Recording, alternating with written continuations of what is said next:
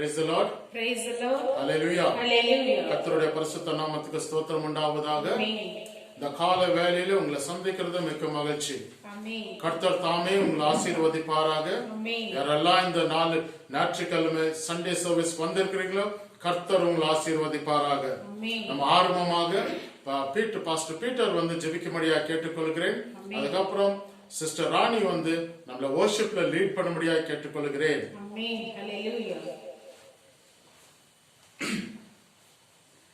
நாம் யாவரும் கண்களை மூடுவோம்.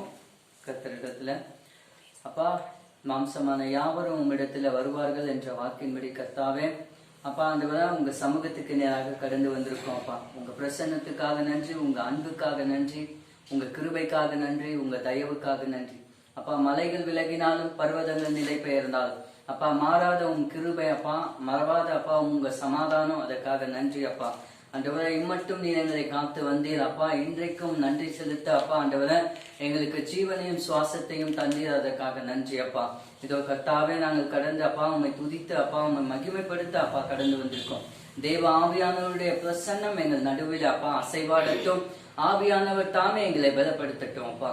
ஆண்டவரே, இந்த நாளை நீங்க ஆசீர்வதித்து தாங்க. உங்களுடைய கரத்துல ஒப்பு கொடுக்க மாறாத இயேசு கிறிஸ்துவின் நாமத்தினால் வேண்டி ஜெபிக்கிறேன் என் ஜீவனுள்ள நல்ல பிதாவே, ஆமென்.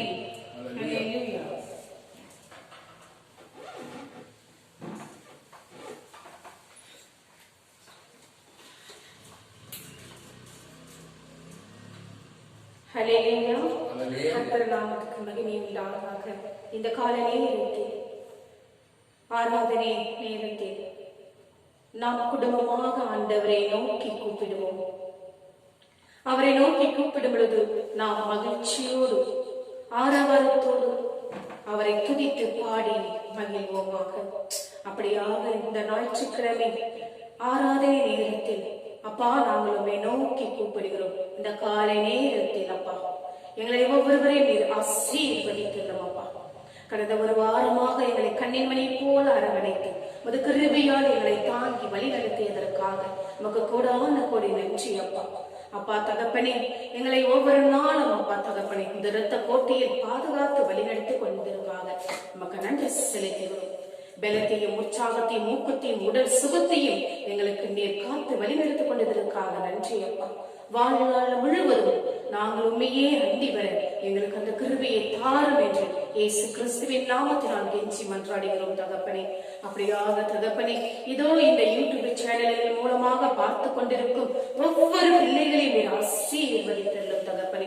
ஒவ்வொருவரையும் அப்பா தகப்பனே உச்சம் தலையிலிருந்து உள்ளம் கால்வரை தொட்டு அவர்களை ஆசீர்வதித்தள்ளும். அவர்களுக்கு எங்கெல்லாம் வலிகள் நோய்கள் இருக்கின்றதோ இப்பொழுதே உன் தள்ளுபுகளால் தொட்டு சுகமளிக்கட்டும் அப்பா. முதானிப்பட்ட கரம் அவருடைய ஒவ்வொரு உறுப்புகளிலும் இறங்கட்டும் அப்பா. இயேசு கிறிஸ்துவின் நாமத்தினால் அவர்களை தொட்டு சுகமளிக்க வேண்டும் என்று கெஞ்சி மன்றாடுகிறேன். அப்படியாக தகப்பனே, ஒவ்வொருவரையும் தொட்டு அப்பா நீர் குணப்படுத்தியதற்காக கொடான கோடி நன்றி ராஜா, நன்றி தகப்பனே. அப்படியாக அவருடைய எண்ணங்கள் அப்பா ஒவ்வொன்றையும் நீர் நிறைவேற்றுபவர் நீர் வருவர் தாமே அப்பா தகப்பனே. எதையெல்லாம் இழந்து கொண்டிருக்கின்றார்களோ அதையெல்லாம் இந்த மாதத்தில் அவர்களுக்கு இரட்டிப்பான காரியங்களை வாக்கிய பண்ண போவதற்காக கொடான கோடி நன்றி அப்பா தகப்பனே. உம்மை நோக்கி துதித்து ஒவ்வொரு நாளும் அண்டி வரும் ஒவ்வொரு பிள்ளைகளும் நீர் கைவிடாதவர் தகப்பனே. வாக்குமாறாத தெய்வம் தகப்பனே அப்பா. உம்மை அண்டி வருபவரை நீர் ஒருபோதும் குறைவு வைப்பதில்லை தகப்பனே அப்பா. அப்படியாக தகப்பனே ஒவ்வொரு பிள்ளைகளையும் ஆசீர்வதித்தரும். அவருடைய நினைத்துக் கொண்ட காரியங்களை நிறைவேற்றுவங்க அப்பா. எதிர்பார்த்து கொண்டிருக்கும் காரியங்களை நிறைவேற்றுங்க அப்பா. ஒவ்வொரு பிரச்சனைகளையும் தீர்த்து வையுங்க அப்பா தகப்பனே. அப்பா தகப்பனே, அப்படியாக அப்பா தகப்பனே ஒவ்வொரு குடும்பங்களிலும் சிறியோர் முதல் பெரியோர் வரை ஒவ்வொருவரையும் ஆசீர்வதித்தல்லும் தகப்பனே. அப்பா தகப்பனே அப்பா அவருடைய குழந்தைகளும் ஞானத்தினால் வளரச் செய்தல்லும் தகப்பனே. ஒவ்வொரு குடும்பங்களிலும் அப்பா தகப்பனே ஒவ்வொரு நாளும் உம்மை துதிக்க வேண்டும் என்று உம்மை கெஞ்சி மன்றாடுகிறோம் அப்பா. இதோ அப்பா ஒவ்வொருவரையும் இந்த காலை வேளையில் அப்பா நீர் ஆசீர்வதித்ததற்காக கொடான கோடி நன்றி தகப்பனே. அப்படியாக நீர் செய்ய போவதற்காக நன்றி. கர்த்தர் நாமத்துக்கு மகிமை உண்டாவதாக. ஆமென். இந்த காலை வேளையில் நம் ஆராதனை நேரத்தில் நம்முடைய ஆராதனை வேந்தனுக்கு ஆராதனை நாயனுக்கு நாம் ஆயுள் முடியும் வரை அவரை ஒவ்வொரு நாளும் தொழுது அவரை நாம் நோக்கி ஒவ்வொரு நாளும் ஜெபித்து நாம் மகிழ்வோமாக. அப்படியாக இந்த பாடல்களின் மூலமாக அவரை நோக்கி நாம் கூப்பிடும் பொழுது நமக்கு அனைத்தையும் தருபவர் அவர் ஒருவர் தான். நம்முடைய நோய்களிலும் நொடிகளிலும் கவலைகளிலும் கண்ணீர்களிலும் நம்மை துடைப்பவர் நம்முடைய நாயகன் வேந்தன். அவரின்றி நமக்கு ஒரு தெய்வம் இல்லை. அப்படியாக அந்த பாடல்களின் மூலமாக பாடி அவரை துதித்து மகிழ்வோமாக. கர்த்தர் நாமத்துக்கு மகிமை உண்டாவதாக. ஆமென். ஹல்லேலூயா. ஆராதனை நாயகன் நீரே, ஆராதனை நாயகன் நீரே, ஆராதனை நாயகன் நீரே, ஆராதனை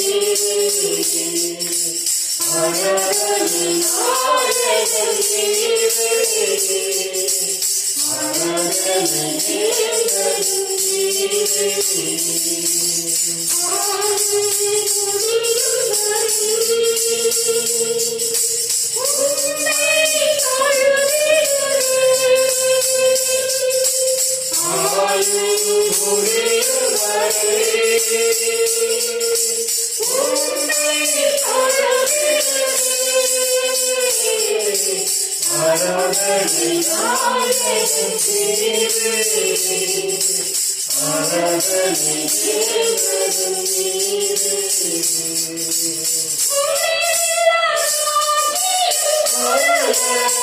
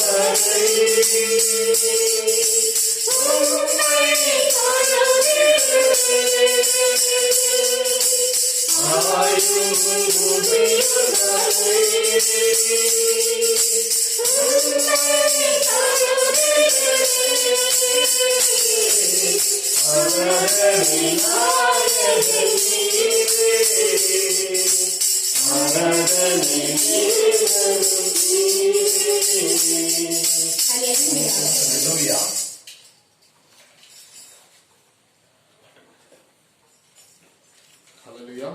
Hallelujah. Praise the Lord. ஆண்டுடைய வார்த்தையை நம்ம இந்த வேலையில நம்ம கேட்போம். Amen. கண்களை மூடி நம்ம ஜெபிப்போம். ஹல்லேலூயா, ஸ்தோத்திரம் ராஜா. இயேசுப்பா, உம்முடைய சமூகத்துல வந்து நாங்கள் ஜெபிக்கிறோம். உம்முடைய வார்த்தையை எங்களுக்கு கொடுக்க முடியா கேட்டுக்கொள்கிறோம். ஊழியனை மறைத்து ராஜா நீ பேசும்படியா கேட்டுக்கொள்கிறோம். அநேகருக்கு இது பிரயோஜனமா இருக்கிறதாக உதவி செய்ய உம்முடைய வார்த்தையானது ராஜா அப்பா, அது வெறுமையா திரும்புறதில்லை ராஜா. அப்படியாக ஒரு உள்ளத்திலும் கிரியை செய்யத்தக்கதாக உதவி செய்ய ஆசீர்வதி இயேசுவின் நாமத்தினால கெஞ்சுமன நல்லதாப்னே. ஆமென். ஹல்லேலூயா. கர்த்தருடைய பரிசுத்த நாமத்துக்கு ஸ்தோத்திரம் உண்டாவதாக. இந்த நாளில உங்களை காண்பது மிக்க மகிழ்ச்சி.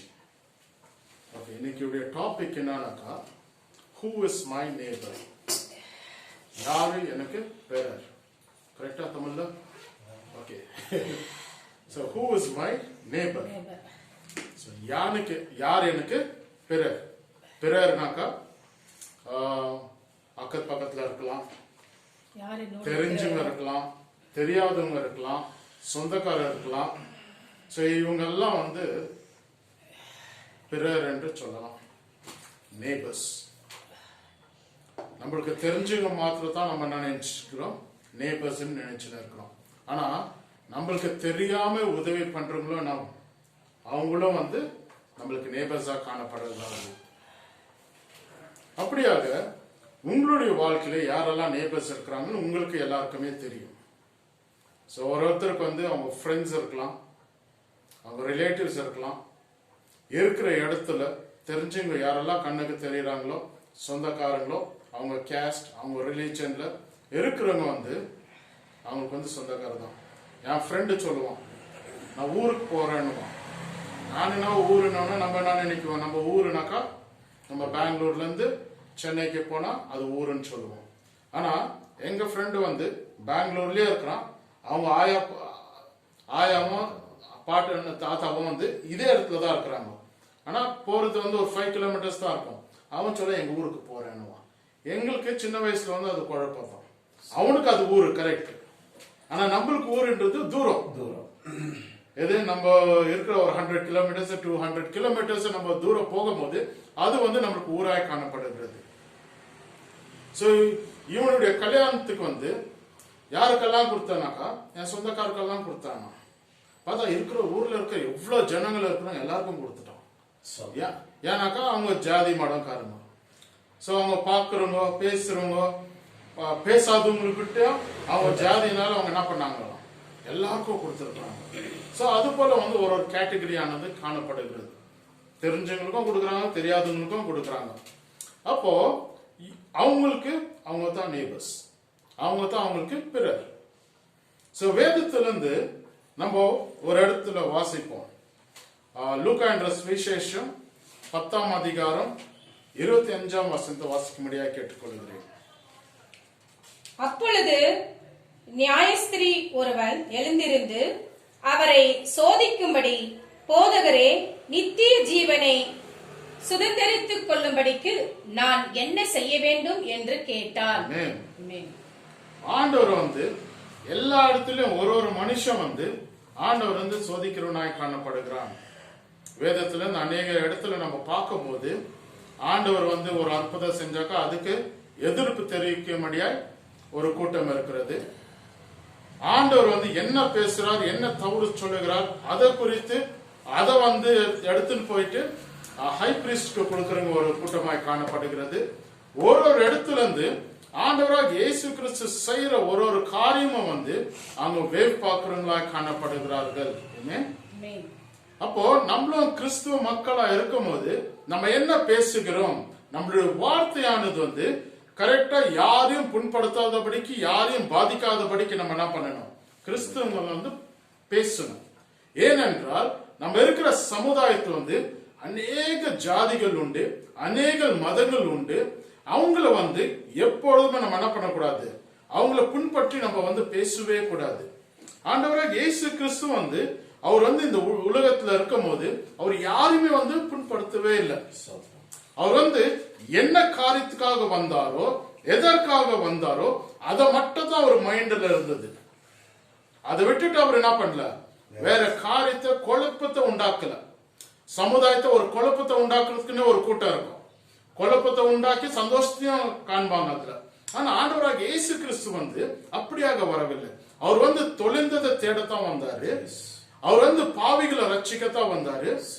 ஆடு எதெல்லாம் ஆடுகள் வந்து சிக்கி கொண்டு இருக்குதோ அதை மீட்டதான் அவர் வந்தாரு. அப்போ யூதர் மக்கள் வந்து ஆண்டவராக இயேசு கிறிஸ்து எதிர்பார்த்த ஒரு கூட்டமாய் காணப்படுகிறது. அவங்கள தான் ரட்சிக்க ஆண்டவர் என்ன பண்ணாரு, வந்தாரு.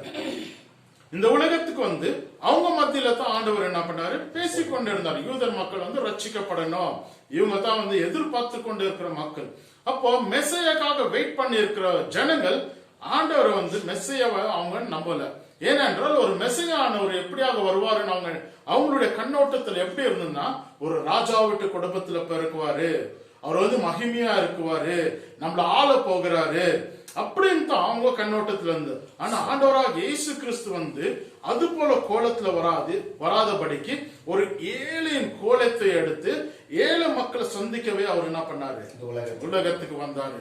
அப்போ அவருடைய சுவிசேஷம் எப்படியாக போச்சு, it didn't go only for the Jewish people, it had went to the Gentile people also. அவர் வந்து யூதர் மக்களுக்கு மாத்திரம் போதிக்கவில்லை, அவர் வந்து புறஜாதி மக்களுக்கு என்ன பண்ணாரா, போதித்தார். அவர் வந்து யாருமே வந்து வந்துங்கள பொறுமையா தள்ளுந்தே இல்ல. பிள்ளைகள் வந்தா கூட பிள்ளைகளை வந்து அவர் என்ன பண்ணாரு, சேர்த்து கொண்டாங்க. சீஷர்கள் விடலன்னா கூட அவர் என்ன பண்ணாரு, இவங்கள போல இருக்கணும் அப்படின்ட்டு அந்த இடத்துல ஒரு டீச்சிங்கை கொடுத்ததை நம்ம பாக்குறோம். நம்ம வந்து யாருமே வந்து புற தள்ளக்கூடாது. உங்ககிட்ட யாராவது ஆலோசனை கேட்க வராங்களா, அவங்களுக்கு நீங்க வந்து பொறுமையா, ஏன்னா உங்களுக்கு ஆண்டவர் கொடுத்திருக்கிற கிருபை அது. நீங்க சொந்த ஆண்டவர் வந்து சொந்த ரட்சகராக ஏற்றுக்கொண்டிருந்தால உங்களை நம்பி என்ன பண்ணாங்க, ஒரு கூட்டமானது வருகிறது. அவங்களுக்கு நீங்க என்ன பண்ணணும், அவங்களுக்கு வேண்டிய தேவைகளை சந்திக்கிற காரியங்கள் உங்களுக்கு கொடுக்கப்பட்டிருக்கிறது. அப்போ நீங்க அவங்க வந்த உடனே ஐயோ எனக்கு வேலை இருக்கிறது, அவங்கள வந்து இவ்வளவு தூரத்துல இருந்து வந்தாங்கன்னு தெரியாது. அப்போ நீங்க விசாரிக்கும் போதுதான் அவங்க வந்து எவ்வளவு தூரத்துல இருந்து வந்திருக்கிறாங்க, எதற்காக வந்திருக்கிறாங்க அப்படின்ட்டு விசாரிக்கும் போது தான் தெரியும். அப்போ கிறிஸ்துவ மக்களுக்கு வந்து ஊழியக்காரங்களுக்கும் சரி, யாரெல்லாம் ஆண்டவராக இயேசு கிறிஸ்துவ சொந்த ரட்சகராக ஏற்றுக்கொண்டு இருக்கிறாங்களோ இயேசுவை போல மாறணும். அப்ப இயேசுவை போல மாறும் போது நமக்குள்ள அந்த தாழ்மையான காரியங்கள் காணப்படும். அப்ப நமக்குள்ள அந்த தாழ்மையான காரியங்கள் காணப்படும் போது அப்போ அவரு போல நம்ம மாறுவோம். அப்போ ஒருத்தர் மேல நம்ம வந்து நேசிக்கிற தன்மை வரும். அவர் வந்து ஜனங்கள் கூட்டத்தை பார்த்து அவர் என்ன பண்ணாரா, மனம் துருகினாருன்னு வேதத்துல வாசிக்கிறோம். அவங்க வந்து 3 நாளும் ஆண்டவருடைய வார்த்தையை கேட்டுக்கொண்டு இருக்கும் போது சீஷர்கள் என்ன சொல்றாங்க, இவங்க வந்து பட்டினி பசியா இருக்குவாங்க, இவங்கள வந்து இந்த இடத்த விட்டு அவங்கள வந்து வீட்டுக்கு அனுப்பிச்சு விடுவோம். இவங்க வந்து போற வழியில ஆண்டவர் என்ன சொல்றாங்க, இவங்க போற வழியில விழுந்துட்டாலும் விழுந்துடலாம். ஏன்னா அவ்வளவு பட்னி, 3 நாள் ஒரு மனுஷன் பட்னியா இருக்கிறானாக்கா அவனால நடக்க முடியுமா எப்படின்னே தெரியல. ஏனென்றால் ஒரு மனுஷனானவன் வந்து 3 நாள் இல்ல, ஒரு வாரமா பட்னியா இருக்கலாம். ஏசப்பா வந்து 40 நாள் பட்னியா இருந்தாரு. சோ 3 நாள் வந்து பெரிய விஷயமே இல்ல. ஆனா இது வந்து வார்த்தையானது கொடுக்கப்பட்டிருக்கிறது. இது வந்து எல்லாருமே வந்து அங்க வந்திருக்கிற 5000 பேரை விழுந்துட மாட்டாங்க. அதுல ஒரு சிலர் இப்ப வந்து நம்ம ஃபாஸ்டிங் பிரேயருக்கு வரும்போது, பாஸ்டர் கூட்டத்துக்கு வரும்போது, பாஸ்டர்களுக்கு வந்து அநேகருக்கு டயபெட்டிஸ் இருக்கிறது, ஊழியக்காரங்களுக்கு டயபெட்டிஸ் இருக்குது. ஒரு மணி ஆனா போதும் பசிக்கும், வயிறு கில்லும், அப்போ மயக்க வரும். சோ இவங்களையும் ஆண்டவர் என்ன பண்ணாரு, அந்த காலத்துல யோசித்து இருக்கிறாரு. சோ அந்த இடத்துல என்ன இருக்கிறதோ அது வந்து சீஷர் இடத்துல சொல்லி, அந்த இடத்துல ஆண்டவராக இயேசு கிறிஸ்து வந்து அதை வந்து ஸ்தோத்திரம் பண்ண அந்த 5000 பேருக்கு கொடுத்ததை நம்ம பார்க்கிறோம். சோ ஆண்டவரை தேடி வர மக்கள் வந்து அவங்க வெறுமையா போகக்கூடாது, வயிற்றுக்கு வேண்டியதும் கொடுக்கிறவராய் காணப்படுகிறாரு. வார்த்தையும் அவங்களுக்குள்ள ஜீவனமா இருக்கிறவங்க கொடுக்கிறாரு. அவர் நல்ல போதகராய் காணப்படுகிறார். சோ இந்த இடத்துல பாக்குறோம், இந்த இடத்துல வந்து இந்த மனுஷனான வந்து ஒரு லாயர். இவன் வந்து ஆண்டவரை சோதிக்க முடியாய் அவன் வந்து ஒரு கொஸ்டினை கேட்கிறான். படிமா, மறுபடியும் படிங்க. அது 25. நியாயசாஸ்திரி ஒருவன் எழுந்திருந்து அவரை சோதிக்கும்படி, போதகரே, நித்திய ஜீவனை சுதந்திரித்துக் கொள்ளும்படிக்கு நான் என்ன செய்ய வேண்டும் என்று கேட்டான். இந்த இடத்துல அவன் ஒரு கொஸ்டினை கேட்கிறான். நான் வந்து நித்திய ஜீவன் அடைய வேண்டும் என்றால் நான் என்ன செய்ய வேண்டும்? If I have to get the eternal life, what should I do? அப்போ நம்ம என்ன நினைக்கிறோம், எல்லா கிறிஸ்துவங்களும் வந்து ஆண்டவராக இயேசு கிறிஸ்து சொந்த ரட்சகராக மாற்ற ஏற்றுக்கொண்டனா அவங்க பரலோகம் போயிட முடியுமா? தெரியல.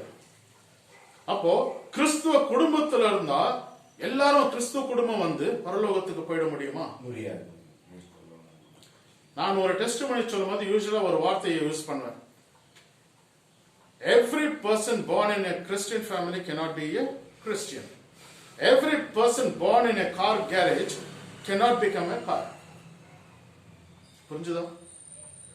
கார் கேரேஜ்ல ஒரு மனுஷன் பிறந்தாக்கா அவன் காரா மாற முடியாது. அப்ப கிறிஸ்துவ ஃபேமிலிக்குள்ள ஒரு கிறிஸ்தவன் பிறக்கும் போது அவன் கிறிஸ்தவனா மாற முடியாது. கிறிஸ்துவனா மாறணும்னா யாருதான் மாற முடியும்?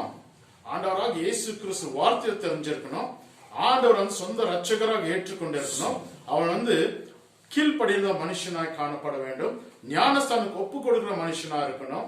அப்போ ஆண்டவர் என்ன சொல்லி இருக்கிறாரோ அது செய்கிற மனுஷனாய் காணப்பட வேண்டும். கிறிஸ்துவ மக்கள் நான் எப்பவுமே சொல்லுவேன், அனுதினமும் நம்ம என்ன பண்ணணும், சுத்திகரிக்கணும். So we should be always clean and perfect. ஒரு நாள் மாத்திரம் நம்ம சுத்திகரிச்சு மறுநாள் பாவம் செஞ்சாக்கா ஆண்டவர் வந்து நீ முதல் நாளை வந்து பார்க்கவே மாட்டாரு. நீ என்ன பாவம் செய்கிறீரோ he is a perfect judge. அவர் வந்து நீ கிறிஸ்தவனா இருக்கிற, நீ ரொம்ப நாளா என் பின்பற்றுற, அதனால நீ ஒரு நாள் பாவம் செஞ்சா உன்னை என்ன பண்ண மாட்டாரு, மன்னிச்சுட்டு ஏற்றுக்கொள்வரா இல்ல. நீ அதற்காக மனதுருகி நீ மன்னிப்பு ஆண்டவர்கிட்ட கேட்கும் போது அவர் மன்னிக்கிறவராய் காணப்படுகிறார். நீ எது போல பாவம் செஞ்சிருந்தாலும் சரி, ஆண்டவர் இடத்துல நீ வந்து பாவ மன்னிப்பு கேட்கும் போது உங்களுக்கு ஆண்டவர் என்ன பண்ணுவாராம், அவர் பாவ மன்னிப்பு அவர் கொடுக்கிறவராய் காணப்படுகிறார். ஒரு வேசி அந்த இடத்துல துரத்தி கொண்டு வராங்க ஜனங்கள், கல்ல அடித்து அவங்களை என்ன பண்ணோம், சாவடிக்கணும். ஏனென்றால் அவங்களுடைய கலாச்சாரம் பிரகாரமா ஒரு பெண்மணி இன்னொருத்தர்கிட்ட படுத்தா அது வந்து பாவம். சோ அதனால வந்து அந்த பெண்மணியை என்ன பண்ணுவாங்களா, கல் அடிச்சு சாவடிக்குவாங்க. சோ ஆண்டவர் இடத்துல இந்த வருகிறது இந்த பிரச்சனை. ஆண்டவர் சொல்லுகிறார், யாரெல்லாம் பாவம் செய்யலையோ அவங்க வந்து என்ன பண்ணலாம், முதல் கல் எடுத்து அடிக்கலான்ட்டு. அதுக்கப்புறம் அந்த இடத்துல கூட்டம் வந்து யாருமே இல்ல, ஆண்டவராக இயேசு கிறிஸ்து மட்டுமே இருந்தார். ஆண்டவர் சொன்னார், இனி நீ பாவம் செய்யாத. அப்பவே வந்து அவருடைய பாவத்தை மன்னித்து இனி நீ பாவம் செய்யாதன்னு சொல்லிதான் அனுப்பிச்சாரு. அதுக்கப்புறம் நீ வந்து ஒரு நாள் மாத்திரம் ஆண்டவர் மன்னிச்சுட்டாரு, ஆண்டவர் எனக்கு பாவ மன்னிப்பு கொடுத்துட்டாரு, நான் ஒரு நாள் 2 நாள் பரிசுத்தமா திருப்பி பாவம் பண்ணணும் அப்படின்னாக்கா, நீங்க திருப்பி வந்து பாவத்துக்குள்ள விழுந்தாக்கா இன்னொரு 7 பாவம் 10 பாவம் உங்களுக்கு வந்து சேரும். அப்போ நீங்க பாவத்துல இருக்கிறனால பரலோக ராஜ்யம் நீங்க காண முடியாது. அனுதினமும் ஆண்டவருடைய வார்த்தையை தியானித்து அவருடைய கட்டளைகளை கீழ்ப்படையும் போது நீங்க தேவனுடைய ராஜ்யத்தை வந்து என்ன பண்ண முடியும், காண முடியும். நம்ம வந்து ஆண்டவராக இயேசு கிறிஸ்து ரத்தம் மூலியமா நம்ம மீட்டு கொண்டு இருக்கிறோம். கரெக்ட். அவருடைய ரத்தம் மூலியமா நம்ம வந்து பிள்ளைகளாய் காணப்படுகிறோம். புத்திர சுவிகாரம் நம்மளுக்கு கொடுக்கப்பட்டிருக்கிறது. ஆனாலும் ஆண்டுடைய ராஜ்யத்துக்கு வரணும்னாக்கா there is a day of judgment. அப்ப அந்த ஜட்ஜ்மெண்ட்ல எல்லாருமே நிக்குவாங்க. அந்த ஜட்ஜ்மெண்ட்ல வந்து எல்லாருமே நிக்கும் போது ஆண்டவர்கிட்ட ஒரு பட்டியலானது காணப்படுகிறது. அவர்கிட்ட ஒரு கம்ப்யூட்டர், நம்ம கிட்ட இப்ப இந்த காலத்துல எப்படியாக கம்ப்யூட்டர் இருக்குதோ அவர் கண் முன்னாடியே கம்ப்யூட்டர் இருக்குது. பீட்டர் என்னன்னா பீட்டருடைய லிஸ்ட் வந்துடும். பிறந்ததுல இருந்து என்ன பண்ணிருக்கிறான், என்ன ஊழியம் பண்ணிருக்கிறான், என்ன பாவம் செஞ்சிருக்கிறான், எவ்வளவு டைம் மன்னிப்பு கேட்டிருக்கிறான், யாருக்கெல்லாம் உதவி பண்ணிருக்கிறான், இதெல்லாமே வந்து பட்டியல் வந்துடும். அப்போ அதை குறிச்சு நீ வந்து பரிசுத்தமா வாழ்ந்திருக்கிறியா, நீ பரிசுத்தமா வாழும் போதுதான் உனக்கு நித்திய ஜீவன் கிடைக்கும். அப்போ இந்த இடத்துல வந்து இந்த லாயர் வந்து கேட்கும் போது நான் என்ன செய்ய வேண்டும் என்று கேட்கிறார். அப்போ லாயருக்கு தகுந்த லாயர் வந்து எல்லாமே படிச்சிருக்கிற மனுஷன். அப்போ வந்து வேத புஸ்தகத்துல இருக்கிறது எல்லாமே தெரியும் அவனுக்கு. அவனுக்கு வந்து 10 கட்டளையும் அவனுக்கு என்ன தெரியும், நல்லாவே தெரிஞ்சிருக்கும். அவன் வந்து படிச்ச மனுஷனாய் காணப்படுகிறான். அப்போ ஆண்டவர் வந்து ஒரு ஞானமா ஒரு பதில கொடுக்கறத பாக்குறோம். அடுத்து 3 வசனத்தை வாசிக்கிறத கேட்போம். அதற்கு அவர் நியாய பிரமாணத்தில் என்ன எழுதியிருக்கிறது, நீ வாசித்திருக்கிறது என்ன என்றார். அவன் பிரத்தியுத்தரமாக, உன் தேவனாகிய கர்த்தரிடத்தில் உன் முழு இருதயத்தோடும் உன் முழு ஆத்துமாவோடும் உன் முழு பலத்தோடும் உன் முழு சிந்தையோடும் அன்பு கூர்ந்து உன்னிடத்தில் அன்பு கூறுவது போல பிறரிடத்திலும் அன்பு கூறுவாயாக என்று எழுதியிருக்கிறது என்றான். அவர் அவனை நோக்கி, நிதானமாய் உத்தரவு சொன்னாய், அப்படியே செய், அப்பொழுது பிழைப்பாய் என்றார். ஆமென். இங்க வந்து லாயருக்கு தகுந்த மாதிரி வார்த்தை வருகிறத பாக்குறோம். நியாய புஸ்தகத்துல என்ன எழுதி இருக்கிறதுன்னு கேட்கிறாரு. இந்த புக் ஆஃப் லால என்ன எழுதி இருக்கிறது? அப்ப அவன் சொல்லுகிறான், முழு ஆத்மாவோடும் முழு சரீரத்தோடும் முழு பலத்தோடும் முழு சிந்தையோடும் நீ ஆண்டவர் என்ன பண்ணணும், தொழுது கொள்ளணும், அன்புக்கு வரணும். அப்போ இவன் வந்து இதெல்லாம் செஞ்சிருக்கான். யாரு? இந்த லாயர் செஞ்சிருக்கான். மத்தேயுல ஒரு இடத்துல வாசிக்கிறோம். அந்த இடத்துல ஒரு பணக்கார மனுஷன் வந்து ஆண்டவரை வந்து சந்திக்கிறத நம்ம பார்க்கிறோம். அவனும் இதே கொஸ்டின் தான் கேட்கிறான், நான் தேவனுடைய ராஜ்யத்தை காண வேண்டும், என்ன செய்ய வேண்டும்? ஆண்டவர் சொல்லுகிறார், இருக்கிற கட்டளை நீ கீழ்ப்படி. நான் எல்லா கட்டளையும் கீழ்ப்படிஞ்சிருக்கிறேன். உன் ஆஸ்தியை விட்டுட்டு உன் ஆஸ்தி எல்லாம் என்ன பண்ணு, ஏழை பண்ணு, அவனால முடியல. அப்போ இந்த இடத்துல லாயருக்கு தகுந்தமான விஷயத்தை இந்த இடத்துல சொல்லுகிறார். என்ன சொல்லுகிறார்? முழு ஆத்மாவோட முழு பலத்தோட முழு சரீரத்தோட முழு சிந்தையோட நீ என்ன பண்ணு, ஆண்டவரை தொழுது. ஆண்டவரே, நான் இதெல்லாம் பண்ணுகிறேனே, நான் யூதரா இருக்கிறேன், இதெல்லாம் வந்து எனக்கு ஒரு அட்டுப்படியா இருக்கிறது, எல்லாமே வந்து எனக்கு தெரியும், எல்லாமே நான் வந்து செஞ்சு கொண்டு இருக்கிறேன். ஆனா இந்த மனுஷனுடைய என்னன்னாக்கா, ஆண்டவர் என்னத்தான் சொல்லுகிறாரு பார்க்கலாம். ஜீசஸ் கிரைஸ்ட் என்னத்தான் சொல்லுகிறாரு, அவனுக்கு ஆண்டவரே தெரியாது. நான் இப்ப வந்து ஆண்டவரன் யூஸ் பண்ணினே இருக்கிறேன். அவர் வந்து ஒரு போதகரா இருக்கிறார். அப்போ ஒரு மனுஷனா காணப்படுகிறார். அற்புத அதிசயத்தை செஞ்சனால அவருக்குன்னு ஒரு மரியாதை வந்து அந்த காலத்துல வந்து காணப்பட்டது. அப்படியாக அவருக்குன்னு ஒரு திரளான கூட்டமும் காணப்பட்டது.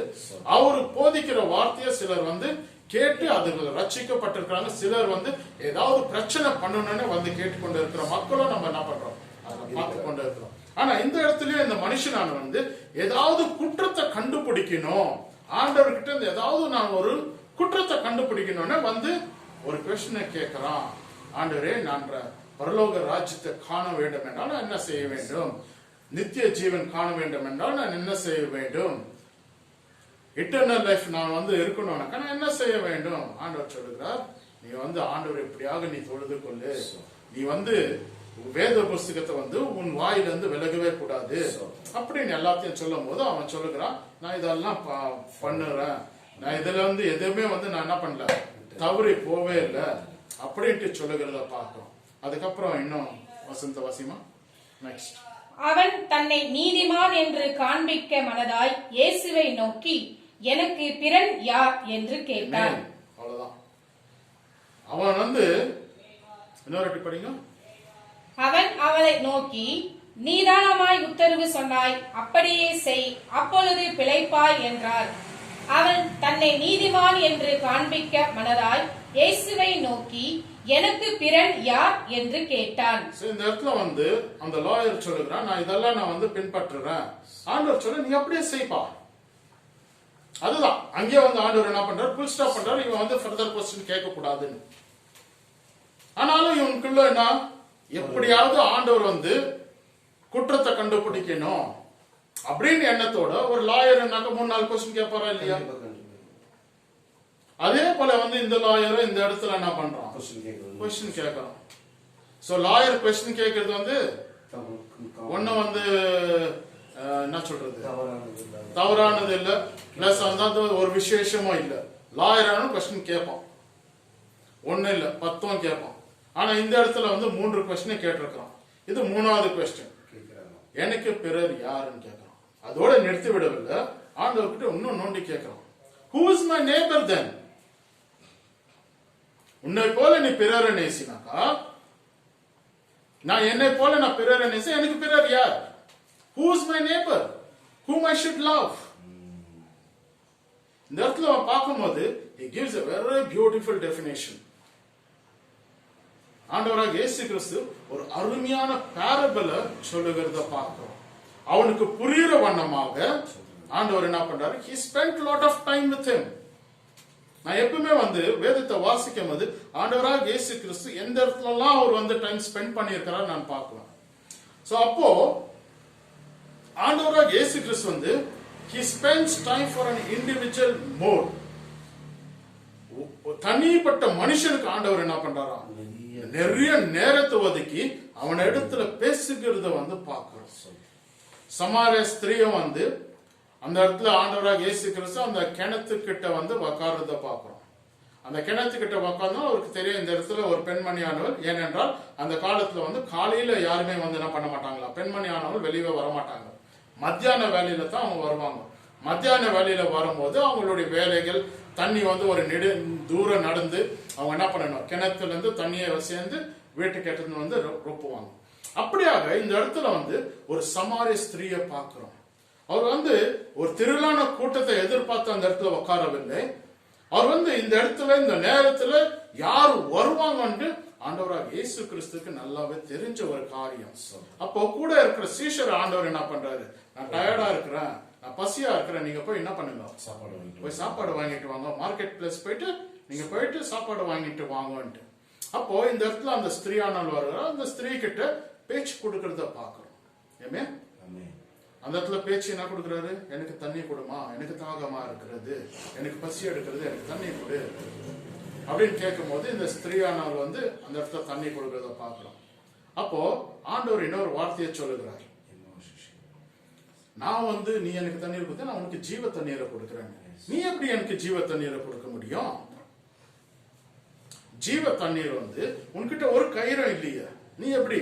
இப்படிதான் வந்து கான்வர்சேஷன் போகும். இப்போ நீங்க ஊழியத்துக்கு போனாலும் பொறுமையா நிதானமா நீங்க பேசும்போது நீங்க என்ன பண்ண முடியும், ஒரு சோலை வந்து வின் பண்ண முடியும். அப்போ நீங்க வந்து அவங்க எதிர்ப்பா நம்ம பேசவே கூடாது. அவங்க ரைஸ் பண்ணாக்கா நம்மளும் ரைஸ் பண்ணி பேசக்கூடாது. நம்ம வந்து அந்த இடத்துல என்ன விஷயம் இருக்கிறதோ அதை புரிஞ்சுக்கின்னு அதுக்கு மாறா கரெக்டா பேசணும். நம்ம என்ன பண்றோம், ஒரு டைம் எதிர்ப்பு வார்த்தையை வந்து நம்ம வந்து சீக்கிரம் கொட்டிட்டு விடும். நம்ம ஞானத்தினால எப்பவுமே வந்து அதுக்குதான் வந்து ஆண்டவர் சொல்லுகிறார். ஜேம்ஸ் சாப்டர்ல வாசிக்கும் போது, யாக்கோபுல வாசிக்கும் போது, ஞானத்துல குறைவுள்ளவர்கள் என்ன பண்ணணும், ஆண்டவரிடத்துல கேட்கும் போது அவர் ஞானத்தை கொடுக்கிறவராய் காணப்படுகிறார். அப்போ ஞானத்தை கொடுக்கும் போது உங்களுக்கு ஞானத்தோட பேசக்கூடிய ஸ்லாக்கியம் ஆண்டவர் என்ன பண்றாரு, கொடுக்கிறார், வார்த்தையை கொடுக்கிறார். அப்போ பவுல் வந்து அந்த சிறையில் அடைக்கப்பட்ட பிறகு அப்போ ராஜாக்கள் முன்னாடி நிறுத்தும் போது ஆண்டவர் என்ன பண்ணார், வார்த்தையை கொடுத்து என்ன பேச வேணுமோ அதுதான் வந்து அவர் பவுலடியார் பேசினார். சோ அந்த இடத்துல விடுதலை கிடைக்கும். ஆண்டவர் கொடுக்கிற வார்த்தையை மட்டும் தான் நம்ம என்ன பண்ணணும், பேசணும். நம்ம ஏதோ ஞானி, நம்ம ரொம்ப படிச்சிருக்கிறோம், பைபிள படிச்சிருக்கிறோம், எல்லாமே தெரிஞ்சிருக்கோம் அப்படின்ட்டு நீங்க யோசித்து நீங்களே வந்து பேசுனீங்கன்னா அதுல ஒன்னும் பிரயோஜனம் இல்லை. ஆண்டவர் கொடுத்த வார்த்தையை மாத்திரம் நீங்க பேசும்போது அந்த கிரியானது அங்க நடக்கும். இப்ப வந்து சபைக்குள்ள 1000 மக்கள் இருக்கிறாங்க, 500 மக்கள் இருக்கிறாங்கனாக்கா எல்லாருமே வந்து ரட்சிக்கப்படவில்லை. எல்லாருமே வந்து ஸ்டார்டிங் புதுசுல ரசிக்கப்பட்டு வந்திருக்கிறவங்க தான், அவ்வளவுதான். அதுக்கப்புறம் அவங்க புதுப்பிக்கல, அவங்களுக்குள்ள வந்து அந்த மாற்றங்கள் காணப்படாது. ஆனாலும் அவங்க என்ன பண்ணாங்க, திருவிருந்துல ஆராதனை இருந்து, ஆண்டவரே நீ தான் என்ன மன்னித்து நான் தான் சொந்த ரட்சகராக ஏற்றுக்கணும் அப்படின்னு மனப்பாடம் பண்ணிட்டு ஒரு மனப்பாடம் தான் அது. பாவத்தை மன்னித்து அது திருவிருந்து அனுப்பிச்சுட்டு போயிடுவாங்க, அவ்வளவுதான். அதோட ஆண்டவராக இயேசு கிறிஸ்து மறந்துட்டு அவங்க ஒரு ரொட்டீன் வேலையை தான் பார்ப்பாங்க தவிர, அவங்க வந்து நான் இப்படியாக கிறிஸ்துவனா இருக்கிறனால இப்படியாக வாழ வேண்டும் நான் எப்போதுமே யாருமே நினைக்கிறது இல்லை. நம்ம வந்து கிறிஸ்துவனா இருக்கும் போது நம்ம நினைக்கணும் நம்ம எப்படி இருக்கிறோம், எப்படி வாழுகிறோம். ஏனென்றால் நம்ம பேசுகிற ஒரு பேச்சை வந்து ஜனங்களுக்கு கேட்கும். அப்ப செவத்துக்கும் காது இருக்கு நம்ம சொல்றோம் தெரியுமா? அப்ப நம்ம பேசுகிற வார்த்தை வந்து செவத்துக்கா காது இருக்குதுனாக்கா, அப்போ நம்ம என்ன பண்றோம், நிதானமா பேசுறோம், சத்தமா பேச மாட்டோம். அப்ப நம்முடைய வார்த்தை நம்ம பேசும்போது, நம்ம பேசுகிற வார்த்தைனால தான் ஜனங்கள் ரட்சிப்புக்குள்ள வருவாங்க. நீ ஆண்டவராக இயேசு கிறிஸ்துவை பார்த்து யூ cannot impose, நீ வந்து தெளிக்க முடியாது. ஆண்டவருடைய வார்த்தையை வந்து நீ தெளிச்சு பேசவே கூடாது.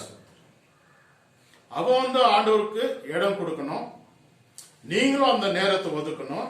நீங்க பேசும்போது தான் உன்னுடைய அன்பு அந்த இடத்துல வெளிப்படும், ஆண்டுடைய வார்த்தையும் வெளிப்படும். அப்போ ஆண்டுடைய கிரியை அந்த இடத்துல வேலை செய்யும். அப்போ இந்த திரளான அந்த சர்ச்சில் 500-1000 பேர் இருக்கும் போது ஆண்டுடைய வார்த்தை வந்து எல்லாருக்கும் போய் சேராது. அந்த இடத்துல ஆண்டவர் யாருக்காக அந்த நாளுடைய வார்த்தையை வச்சிருக்கிறாரோ, யாருக்கு ஆறுதல் படுத்தணுமோ, யாருக்கு அந்த கிரியை செய்யணுமோ, ஆண்டவர் என்ன பண்றாரா அந்த வார்த்தையை அவங்களுக்கு தான் போய் கொண்டு போய் சேர்க்கிறாரு.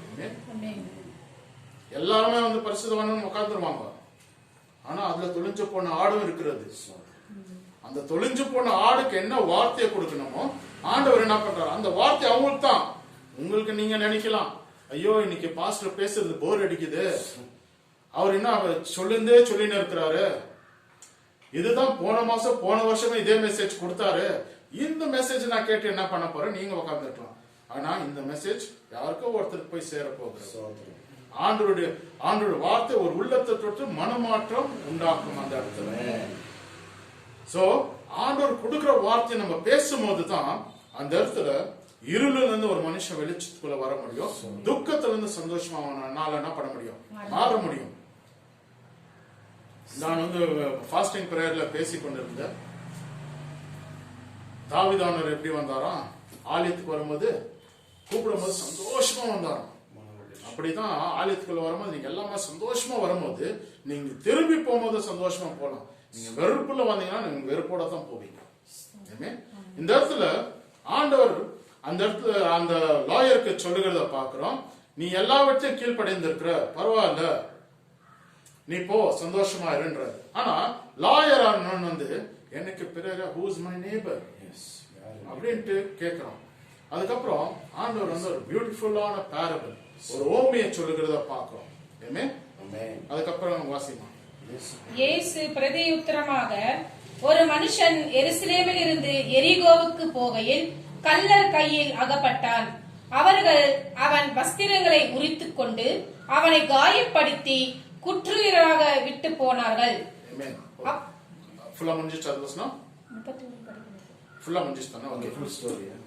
சரி, அந்த இடத்துல பார்க்கும்போது ஒரு மனுஷன் நான் வந்து எருசலேம்ல இருந்து எரிகோ பட்டணத்துக்கு போகிறத பார்க்கிறோம். எருசலேம்ல இருந்து எரிகோ பட்டணத்துக்கு போனோம்னாக்கா it will take around 3 days of 1 week. ஏன்னாக்கா அது மலை மேல ஏறி அவங்க இறங்கணும். சோ அது வந்து ஒரு லாங் டிஸ்டன்ஸ் ஆய் காணப்படுகிறது. ஆனா இப்போ பார்க்கும்போது எரிகோ பட்டணத்துக்கு எருசலேமுக்கும் you can go in 3 hours. It's a very short distance. ஆனா அந்த காலத்துல போகும்போது it will take them one week. So அந்த இடத்துல வந்து இந்த பணக்கார மனுஷன் வந்து டிராவல் பண்ணுகிறத பாக்குறோம். எருசலேம்ல இருந்து எரிகோ பட்டணத்துக்கு போகிறான். அவ வந்து ஒரு பிசினஸ் மேனாய் காணப்படுகிறான். பிசினஸ் வந்து எரிகோ பட்டணத்துல வந்து பிசினஸ் பண்றவங்க தான் ஜாஸ்தி ஜனங்கள் வந்து சந்திக்குவாங்க. அந்த இடத்துல வந்து அநேக வியாபாரம் நடக்கும். ஃபாரின் இம்போர்ட்டட் கூட்ஸ் அந்த இடத்துல கிடைக்கும். அந்த இடத்துல வந்து ஸ்கேலட் காஸ்ட்லியான துணிகள் அந்த இடத்துல கிடைக்கும். சோ பிசினஸ் பண்ற மனுஷங்க என்ன பண்ணுவாங்க, அந்த ரோட்ட வழியா வந்து தான் போவாங்க. அது அந்த வழியை விட்டா வேற எருசலேம்ல இருந்து எரிகோ பட்டணத்துக்கு போறதுக்கு வேற வழியே இல்லை. சோ அந்த காலத்துல வந்து நடக்குவாங்க. இல்ல ஒரு கழுதையை வச்சு கழுதை மேல உட்காந்து போவாங்க. சோ ஒரு பணக்கார மனுஷன் போகணும்னா அவங்க கூட வந்து கழுதை இருக்கும், ஒரு வேலைக்காரன் இருப்பான். அப்படிதான் அவங்க என்ன பண்ணுவாங்க, டிராவல் பண்ணுவாங்க. சோ இந்த டிராவல்ல வந்து அந்த இடத்துல ஒரு மனுஷனானவன் ஒரு பிசினஸ்க்கு போய் கொண்டு இருக்கும் போது ஒரு யூதனானவன் வந்து அந்த இடத்துல வந்து கொள்ளை கூட்டங்கள் வந்து அவனை அடிக்கிறத பார்க்கணும். அவன் அடிச்சு அவன் கிட்ட இருக்கிற பணத்தை பிடுங்கி அவனை நிர்வாணமாக்கி அவன் வந்து திரும்பி ஏஞ்சி போகாதபடிக்கு அவன் வந்து ஹீஸ் ஹாஃப் டெட் மாதிரி அடிச்சு போயிருக்காங்க. சோ நம்மளும் வந்து காட்டு வழியா போகும்போது ஒரு மனுஷனும் இல்லாத இடத்துல நாம போகும்போது நமக்குள்ள ஒரு பயமும் பதற்றமும் வரும். இந்தியா தேசத்திலயும் அப்படியாக காணப்படுகிறது. கொள்ளை அடிக்கிற கூட்டம்ன்ற செப்பரேட்டாவே இருக்கிறது. அவங்க வந்து குதிரையில வந்து கொள்ளை அடிப்பார்கள். அவங்க வந்து எந்த இடத்துல வந்து ஜனங்கள் நடமாடம் இல்லாத இடத்துல வந்து கொள்ளை அடிப்பாங்க. சோ அது போல வந்து இந்த இடத்துல வந்து அந்த இடத்துல வந்து அவ்வளவு ஜனங்கள் நடமாட்டம் இருக்காது. ஆனாலும் ஜன நடமாட்டம் ஏன் இருக்கணும்னாக்கா அப்பப்போ ஒரு அவர் விட்டோ 2 அவர் விட்டோ, ஏனென்றால் அது வந்து டிஸ்டன்ஸ் அவ்வளவு இருக்கும், கூட்டமா போக முடியாது. பிசினஸ் பண்றவங்க தான் எருசலேம் பட்டணத்திலிருந்து எரிகோ பட்டணத்துக்கு போவாங்க. அப்ப போற வழியில தான் இது போல இன்சிடென்ட் ஆனது காணப்பட்டது. அதுக்கப்புறம் வாசிங்க. அப்பொழுது தற்செயலால் ஒரு ஆசாரியின் அந்த வழியே வந்து அவனை கண்டு பக்கமாய் விலகி போனான். அந்தபடியே ஒரு லேவியனும் அந்த இடத்திற்கு வந்து அவனை கண்டு பக்கமாய் விலகி போனான். இந்த இடத்துல வந்து 2 விதமான மனுஷரை நம்ம என்ன பண்றோம் பார்க்கிறோம். ஒன்னு ஆசாரியன், இன்னொன்னு லேவியர். ஆசாரியர் வந்து எப்படி இருந்தாலும் இந்த மனுஷன் வந்து தொழுது கொள்ள அந்த சபைக்கு போயிருக்கோம். அப்போ ஆசாரியன் பாக்குறான், நான் வந்து இவன் தெரிஞ்ச மனுஷனா இருக்கிறானே, நான் வந்து இவனுக்கு வந்து எடுத்துன்னு போய் நான் வந்து சேர்த்தாக்க எனக்கு செலவு ஜாஸ்தி. அப்போ நான் இவனை எடுத்து போய் திரும்பி அவனை என்ன பண்ணணும், வீட்டுல கொண்டு போய் விடணும். ஒரு தெரிஞ்ச மனுஷனுக்கு உதவி பண்ணனாக்கா ரொம்ப யோசிக்குவாங்க. இந்த காலத்தை பத்தி நான் பேசல, அந்த காலத்துல பத்தி பேசிக்கொண்டிருக்கேன். இந்த காலத்துல வந்து பயப்படுவாங்க. யாராவது அடிச்சு போட்டாக்கா அவன் வந்து போலீஸ் பிரச்சனை ஆயிடுமா, அதுக்கப்புறம் என்ன 10 டைமுக்கு கோர்ட்டுக்கோ 10 டைம் போலீஸ் ஸ்டேஷன் கூப்பிடுவாங்களா, அதனால வந்து உதவி பண்ண மாட்டாங்க. ஆனா அந்த காலத்துல அப்படி இல்லை. அந்த காலத்துல வந்து ஒரு மனுஷனானவன் அடிபட்டாக்கா உதவி பண்ற ஜனங்கள் இருந்தாங்க. இப்ப கூட பழைய காலத்துல பார்க்கும்போது இந்தியா தேசத்துலயும் வந்து யாராவது அடிபட்டு இருந்தாக்கா உதவி பண்றவங்க ஜாஸ்தி பேர். ஏன்னா நம்ம இந்தியா தேசத்துக்கு வந்து மனதுருகிற தன்மை இருக்கிறது. அப்ப உதவி பண்ணணும்ன்ற நினைப்பு அவங்களுக்கு இருக்கிறது. ஆனா இந்த பிரச்சனைனால என்ன பண்ண மாட்டாங்க, ஒரு மனுஷன் ஒருத்தருக்கு உதவி பண்றதுக்கு யோசிக்குவாங்க. ஆனா சொந்தக்காரன் வந்து யோசிக்க மாட்டான். ஐயோ எனக்கு தெரிஞ்ச மனுஷன் டக்குன்னு போயிட்டு என்ன பண்ணுவான், ஹாஸ்பிட்டல்ல கூப்பிட்டு போய் சேர்க்குவான். ஆனா இந்த இடத்துல பார்க்கும்போது அவருடைய சபைக்கு போயிருப்பான், அந்த இடத்துல பார்த்திருக்கிறான். பட் அவன் என்ன பண்ணான், ஐயோ இவனை கூட்டின்னு போனாக்கா பிரச்சனை ஜாஸ்தி, இவனை கூப்பிட்டு நான் என்ன பண்ணக்கூடாது, உதவி பண்ணக்கூடாது. அவன் என்ன பண்றான், அந்த வழியை விட்டு போகிறத பார்க்கிறோம். தெரிஞ்சவன் வந்து ஹெல்ப் பண்ணவே இல்லை. அப்ப இன்னொரு லேவியர் கூட்டம், லேவியர் வந்து ஒரு ஆசாரியன் கூட்டம் மாதிரி தான். அவனும் வந்து ஒரு யூதரா காணப்படுகிறார். அப்போ யூதர் வந்து ஜாதி. இப்போ வந்து நம்மளுடைய ஜாதின்னு பேசுவாங்க தெரியுமா நம்ம இந்தியா தேசத்துல. அப்போ என்னுடைய ஜாதியா அவனும் என்னுடைய ஜாதியா இருக்கிறான். அப்போ நான் என்ன பண்ண முடியும், உதவி செய்ய முடியும். அப்போ அந்த மனுஷனும் என்ன பண்ணான், அவனும் வந்து அந்த இடத்துல உதவி பண்ணவே இல்லை. ஆசாரியரும் உதவி பண்ணல, லேவியரும் உதவி பண்ணல. அப்ப நம்ம என்ன நினைச்சு கொள்கிறோம், நம்ம சொந்தக்காரங்க வந்து நம்மள சப்போர்ட் பண்ணுவாங்க, நம்மள வந்து காப்பாத்துவாங்க, நம்மளுக்கு வந்து உதவிக்காரங்கள் நீட்டுவாங்க அப்படின்ட்டு நம்ம நினைக்கிறோம். ஆனா யார் நீ பிறர், உனக்கு சொந்தக்காரர், உன்னுடைய ஸ்டேட், உன்னுடைய கண்ட்ரி பீப்புள். இப்ப வந்து ஒரு டைம் பாஷைகள் வந்து ஒரே பாஷை இருந்தா கூட நம்ம என்ன பண்ணுவோம், ஐயோ நம்ம ஆளு தமிழ்காரனா இருக்கிறான், கன்னடக்காரனா இருக்கிறான், நம்ம ஆளா இருக்கிறான், நம்ம என்ன பண்ணுவோம், உதவி பண்ணுவோம். ஏன்னா தெரியாத தேசத்துல வந்து அவன் வந்து இப்படியாக விழுந்திருக்கிறான், நம்ம வந்து ஹெல்ப் பண்ணுவோம் அப்படின்னு தோணும். ஆனா இந்த இடத்துல அந்த ஆசாரியனுக்கும் தோணல, லேவியருக்கும் தோணல. எந்த விதமான உதவியும் அவங்களுக்கு அந்த மனுஷனுக்கு கிடைக்கவே இல்லை. அப்போ உங்களுக்குள்ள அந்த ஜாதி என்ற வெறி இருக்கிறதா? உங்களுக்குள்ள அந்த கேஸ்ட் என்ற வெறி இருக்கிறதா? உங்களுக்கு இந்த கேஸ்டும் சரி, உன் ரிலிஜனும் சரி, உன்னுடைய ஜனமும் சரி, உன்னுடைய கூட்டமும் சரி, நீ ஆபத்து நாட்கள் இருக்கும் போது நீ உதவி கேட்கும் போது நிச்சயமா உங்களுக்கு உதவி கிடைக்கவே கிடைக்காது. நீ எவ்வளவு பேர பணக்காரன் இருந்து சடனா உன்னுடைய பிசினஸ் தோல்வி அடைஞ்சு நீ கீழே விழுந்திருந்தா உன்னோட கூட இருக்கிற பிசினஸ் தோழரும் உனக்கு என்ன பண்ண மாட்டாங்க? உதவி பண்ண மாட்டாங்க. ஏன் உதவி பண்ண மாட்டாங்க? இவன் எப்பதான் இவன் சம்பாரிச்சு எப்பதான் எனக்கு ரிட்டர்ன் பண்ண போறான் காசு, அந்த கண்ணோட்டத்துல அவங்க என்ன பண்ண மாட்டாங்க? அவனுக்கு உதவியே பண்ண மாட்டாங்க. அப்போ விழுந்தவனே தான். அவனுக்கு உதவிக்காரங்க எந்த இடத்துல இருந்தும் வராது. சொந்தக்காரர்கிட்ட இருந்தும் வராது, அவனுடைய பிசினஸ் ஃப்ரெண்ட்ஸ் கிட்ட இருந்தும் வராது, யார்கிட்ட இருந்தோ வராது. ஆனா இந்த இடத்துல ஒரு மனுஷனானவன் போகிறத பாக்குறோம். ஒரு சமாரியன் போகிறத பாக்குறோம். படிமா, கடைசி முட்டை படிங்க, 37 முட்டை படிங்க. பின்பு சமாரியின் ஒருவன் பிரயாணமாய் வருகையில் அவனைக் கண்டு மனதுருகி கிட்ட வந்து அவனுடைய காயங்களில் எண்ணெயும் திராட்சை ரசமும் வார்த்து காயங்களை கட்டி அவனை தன் சுய வாகனத்தின் மேல் ஏற்றி சத்திரத்துக்கு கொண்டு போய் அவனை பராமரித்தான். மறுநாளிலே தான் புறப்படும் போது 2 பணத்தை எடுத்து சத்திரத்தான் கையில் கொடுத்து, நீ இவனை விசாரித்துக்கொள், அதிகமாய் ஏதாகிலும் இவனுக்காக செலவழித்தால் நான் திரும்பி வரும்போது அதை உனக்கு தருவேன் என்றான். இப்படி இருக்க கள்ளர் கையில் அகப்பட்டவனுக்கு இந்த 3 பேரில் எவன் பிராணாயிருந்தான் உனக்கு எப்படி தோன்றுகிறது என்றார். அதற்கு அவன், அவனுக்கு இரக்கம் செய்தவனே என்றான். அப்பொழுது இயேசு அவனை நோக்கி, நீயும் போய் அந்தபடியே செய் என்றான். ஆமென். அல்லேலூயா. அல்லேலூயா. இந்த இடத்துல பாக்குறோம், சமாரியன் அந்த வழியா கடந்து செல்கிறத பாக்குறோம். அவன் ஒரு பிசினஸ் பர்சனா இருக்கிறான். அவன் அவனுடைய ஜனம் இல்லாது, யாரு அவனுக்கு தெரிஞ்ச மனுஷன் இல்ல, அவனுடைய ஜாதி இல்ல, அவனுடைய பாஷை பேசுகிறவன் இல்ல, அவன் யாரோ ஒரு மனுஷன். அவனுக்கும் இந்த மனுஷனுக்கு எந்த உறவும் இல்ல. அவன் இவன் கிட்ட எந்த உதவியை எதிர்பார்க்க முடியாது.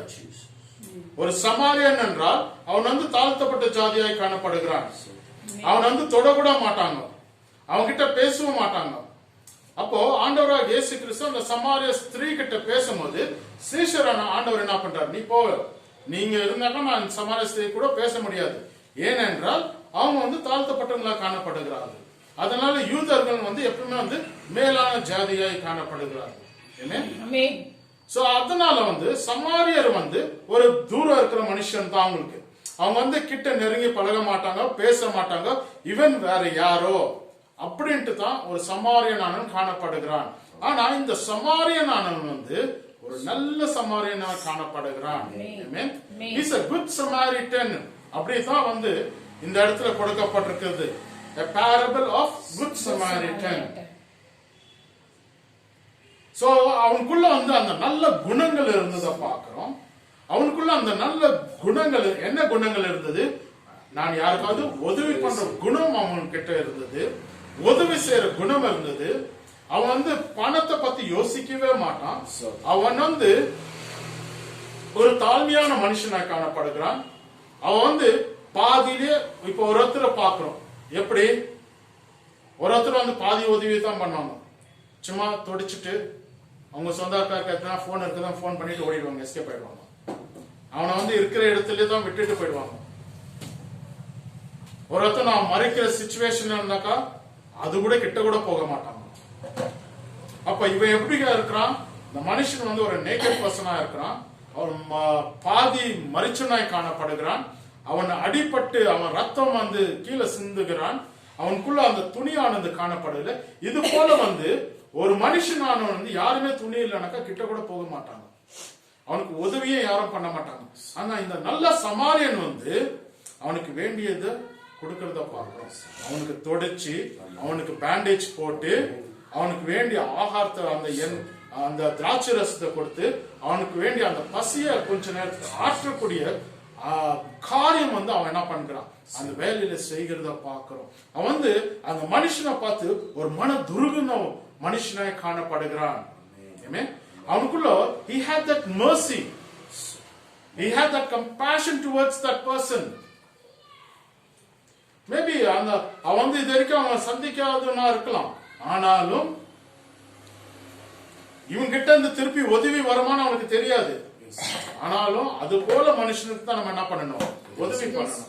நம்ம ஜாஸ்தி பேர் எப்படிதான் உதவி பண்ணுவோம்னாக்கா, நம்ம 100 ரூபாய் கொடுத்தாக்கா 200 ரூபாய் வருமா, அப்படித்தான் நம்ம வந்து என்ன பண்றோம், உதவியை பண்றோம். நம்ம கஷ்டத்துல இருக்கிறோம், நம்ம இப்ப கொடுக்கிறோம் 100 ரூபாய், இன்னொரு டைம் நான் கேட்கும் போது அவங்க கொடுத்தாக்கா நல்லவங்க, அவங்க கொடுக்கலனாக்கா கெட்டணும். அவங்களால கொடுக்கிற கெப்பாசிட்டி இருக்குதா, அப்பதான் நம்ம என்ன பண்ணுவோம், கொடுக்கணும். அப்போ கிறிஸ்தவ மக்கள் கிட்ட ஒரு தாழ்மையான குணம் எப்படி இருக்கணும்னாக்கா, அவன் எப்பவுமே உதவி பண்ணுகிற மனுஷனாய் காணப்பட வேண்டும். அவனுக்கு வந்து திரும்பி எதிர்பார்க்க காரியம் அவன் கிட்ட இருக்கக்கூடாது. கிறிஸ்துவ மக்கள் வந்து, கிறிஸ்துவ மனுஷன் வந்து அவன் எதிர்பார்க்காதபடிக்கு அவன் என்ன பண்ணணும், ஊழியத்தை செய்யணும், உதவி பண்ணணும், ஒரு ஹெல்பிங் ஹேண்டா இருக்கணும். சோ இந்த குட் சமாரிட்டன் கிட்ட இருந்து நம்ம அது கற்றுக்கொள்ள ஒரு விஷயம். நீங்க வந்து உங்களை இந்த பேண்டமிக் டைம்ல வந்து நீங்க நினைச்சு பாருங்க, உங்களுக்கு யாரெல்லாம் உதவி பண்ணியிருக்கிறாங்க, நீங்க யாருக்காக உதவி பண்ணியிருக்கிறீங்க, திருப்பி உதவி வரவங்ககிட்ட தான் நீங்க உதவி பண்ணியிருக்கிறீங்களா, உதவி வராத இடத்துல வந்து உதவி பண்ணியிருக்கிறீங்களா? நம்மளுக்கு வந்து இப்ப வந்து ஓல்டேஜ் ஹோம் காணப்படுகிறது, புவர் ஹவுஸ் காணப்படுகிறது, சில்ட்ரன்ஸ் ஹோம் காணப்படுகிறது. அப்போ அநாத மக்கள் இருக்கிறாங்க. சோ நம்ம அவங்களுக்கு கொடுக்கும் போது தான், அவங்க கிட்ட நம்ம எதுவுமே எதிர்பார்க்க முடியாது. நம்ம கொடுக்கும் போது முழு உள்ளத்தோடு தான் கொடுப்பாங்க இடத்துல, ஆனா எல்லாருமே வந்து கொடுக்கறது இல்லை. ஏழப்பட்டவங்களுக்கு நம்ம கொடுக்கிற கரங்களாய் காணப்பட வேண்டும். நீங்க கிறிஸ்தவ மக்களா இருக்கிறீங்களா, you have to give. Don't expect anything from those people. When you give, don't expect. You give wholeheartedly. அப்போ நீ செய்யற ஒரு உதவியும் யார் பாக்குறாரு, ஆண்டவர் பார்த்து கொண்டிருக்கிறார். நீ வந்து ஒரு கலைஞ்ச நீர் தண்ணி எனக்கு கொடுத்தாக்கா, நீ ஆண்டவருக்கே கொடுத்த மாதிரி. ஊழியக்காரனுக்கு யாருக்காவது ஏதாவது கொடுத்தியானா அது ஆண்டவருக்கே கொடுத்த மாதிரி. ஒரு இடத்துல ஆண்டவர் சொல்லுகிறார், நீ எது போல ஊழியக்காரன் இருந்தாலும் சரி, ஆண்டவர் ஒரே ஒரு வார்த்தை தான் சொல்லுவாரு, நீ யாருன்னு தெரியலையாப்பா, ஆண்டவரே நான் அற்புதம் செஞ்சிருக்கிறேனே, நான் ப்ராபசி சொல்லி இருக்கிறேனே, உங்களுடைய நாமத்தை நான் வந்து எல்லா இடத்துலயும் பிரஸ்தாபப்படுத்தினேனே, யாருன்னு தெரியலன்னு சொல்லுவாரு. ஏன்னாக்கா நீ ஆண்டவரை போல மாறல, நீ ஏதோ ஒரு எதிர்ப்பு போல தான் நீ வந்து அதெல்லாம் காரியங்கள் செஞ்ச. நீ வாழணும் தான் செஞ்சாது, நீ வாழணும் தான் செஞ்ச. இப்ப ஊழியம் ஒரு இடத்துல போய் செய்யறோம்னாக்கா, ஏதோ எதிர்பார்த்து போய் நம்ம செய்யவே கூடாது. நீ எதை இலவசமாய் பெற்றுக்கொண்டாயோ நீ இலவசமாய் கொடுன்றார் ஆண்டவர். What you receive freely you give them freely. ஆண்டவருடைய வார்த்தையை வந்து நீங்க இலவசமா பெற்றுக்கொண்டீங்க, இலவசமா கொடுங்க. ஆண்டவர் அற்புத அதிசயத்தை செய்யற, நீ இலவசமா கூடாது. நீ ஏதோ எதிர்பாராத செய்யும் போது ஆண்டவருடைய ஊழியத்தை வந்து மகிமைப்படுத்தி ஆசீர்வதிக்கிறவராய் காணப்படுகிறார். இந்த இடத்துல இந்த மனுஷன் ஆனவன் வந்து, அந்த குட் சமாரிட்டன் வந்து எந்த எதிர்பார்ப்பும் அவனுக்குள்ள இல்ல. அவன் வந்து அவன் அடிபட்டு கொண்டிருக்கிறான், அவன் மரணத்துக்குள்ள இருக்கிறான். அவன் வந்து ஏதாவது நான் வந்து என்ன என்னால செய்ய முடியுமோ அவன் என்ன பண்ணான், செஞ்சான். அவனுக்குள்ள அந்த உயிர் இருக்கிறனால அவன் என்ன பண்ணான், ஃபுல்லா தொடச்சு பேண்டேஜ் போட்டு அவன் வந்து அவன் கழுதை மேல உட்கார வச்சு அவன் என்ன பண்ணானா, கொண்டு போய் ஒரு இல்லத்துல போய் சேர்க்கிறத பார்க்கலாம். அந்த இல்லத்துல போய் சேர்ந்து அவனோட கூட அந்த சாயங்காலம் முழுதும் இருந்து அடுத்த நாள் தான் அவன் என்ன பண்ணானா, அவனுடைய பயணத்தை மேற்கொண்டான். இப்போ நம்ம என்ன பண்ணுவோம், ஒரு டைம் வந்து அடிப்பட்ட மனுஷனா ஹாஸ்பிட்டல்ல போய் சேர்த்துருவோம், அவ்வளவுதான், நம்ம வேலை முடிஞ்சது. அவன் எப்படி இருக்கிறானோ, உயிரோட இருக்கிறானோ செத்து இருக்கிறானோ நம்ம காசு கூட பே பண்ண மாட்டோம். ஆனா இந்த இடத்துல இந்த மனுஷனானவன் என்ன பண்ணறான், அவனுடைய கழுதை மேல உட்காந்து இந்த மனுஷன் பணக்கார மனுஷன் வந்து நடக்கிறத பார்க்கணும். பணக்காரன் நடக்குவானா, கார்லயே போறவன் வந்து கார்ல தான் போகணும்னு ஆசைப்படுவான். கொஞ்ச தூரம் நடக்கணும்னா ஐயோ கை கால் வலிக்குது, நான் ஏன் அவனுக்கு காரை கொடுத்தேன், நான் ஏன் அவனுக்கு வண்டியை கொடுத்தேன், நான் ஏன் அவனுக்கு சைக்கிளை கொடுத்தேன், இப்படிதான் நம்ம வந்து யோசிக்குவோம்.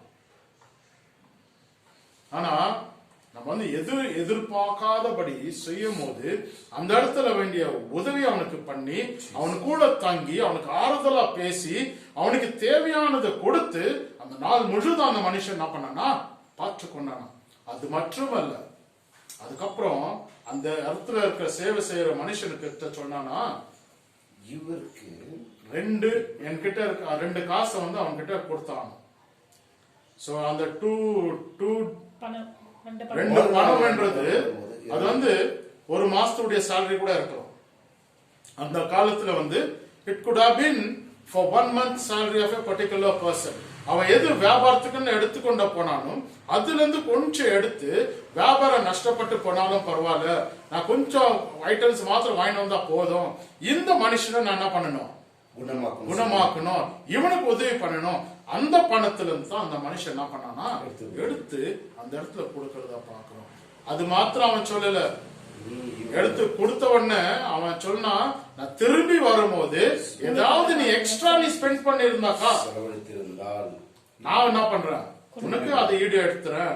நீ வந்து ஏதோ அந்த மனுஷனுக்கு குறை வைக்காத, அவனுக்கு வேண்டிய ட்ரீட்மெண்ட் நீ ஃபுல்லா கொடு, அவனுக்கு வேண்டிய சாப்பாடு கொடு, ஆகாரத்தை கொடு, இங்க இருக்கிற தங்கதி வசதியை கொடு, அவன் குணமாய் போற மட்டும் நீ வந்து பாத்துக்கோ.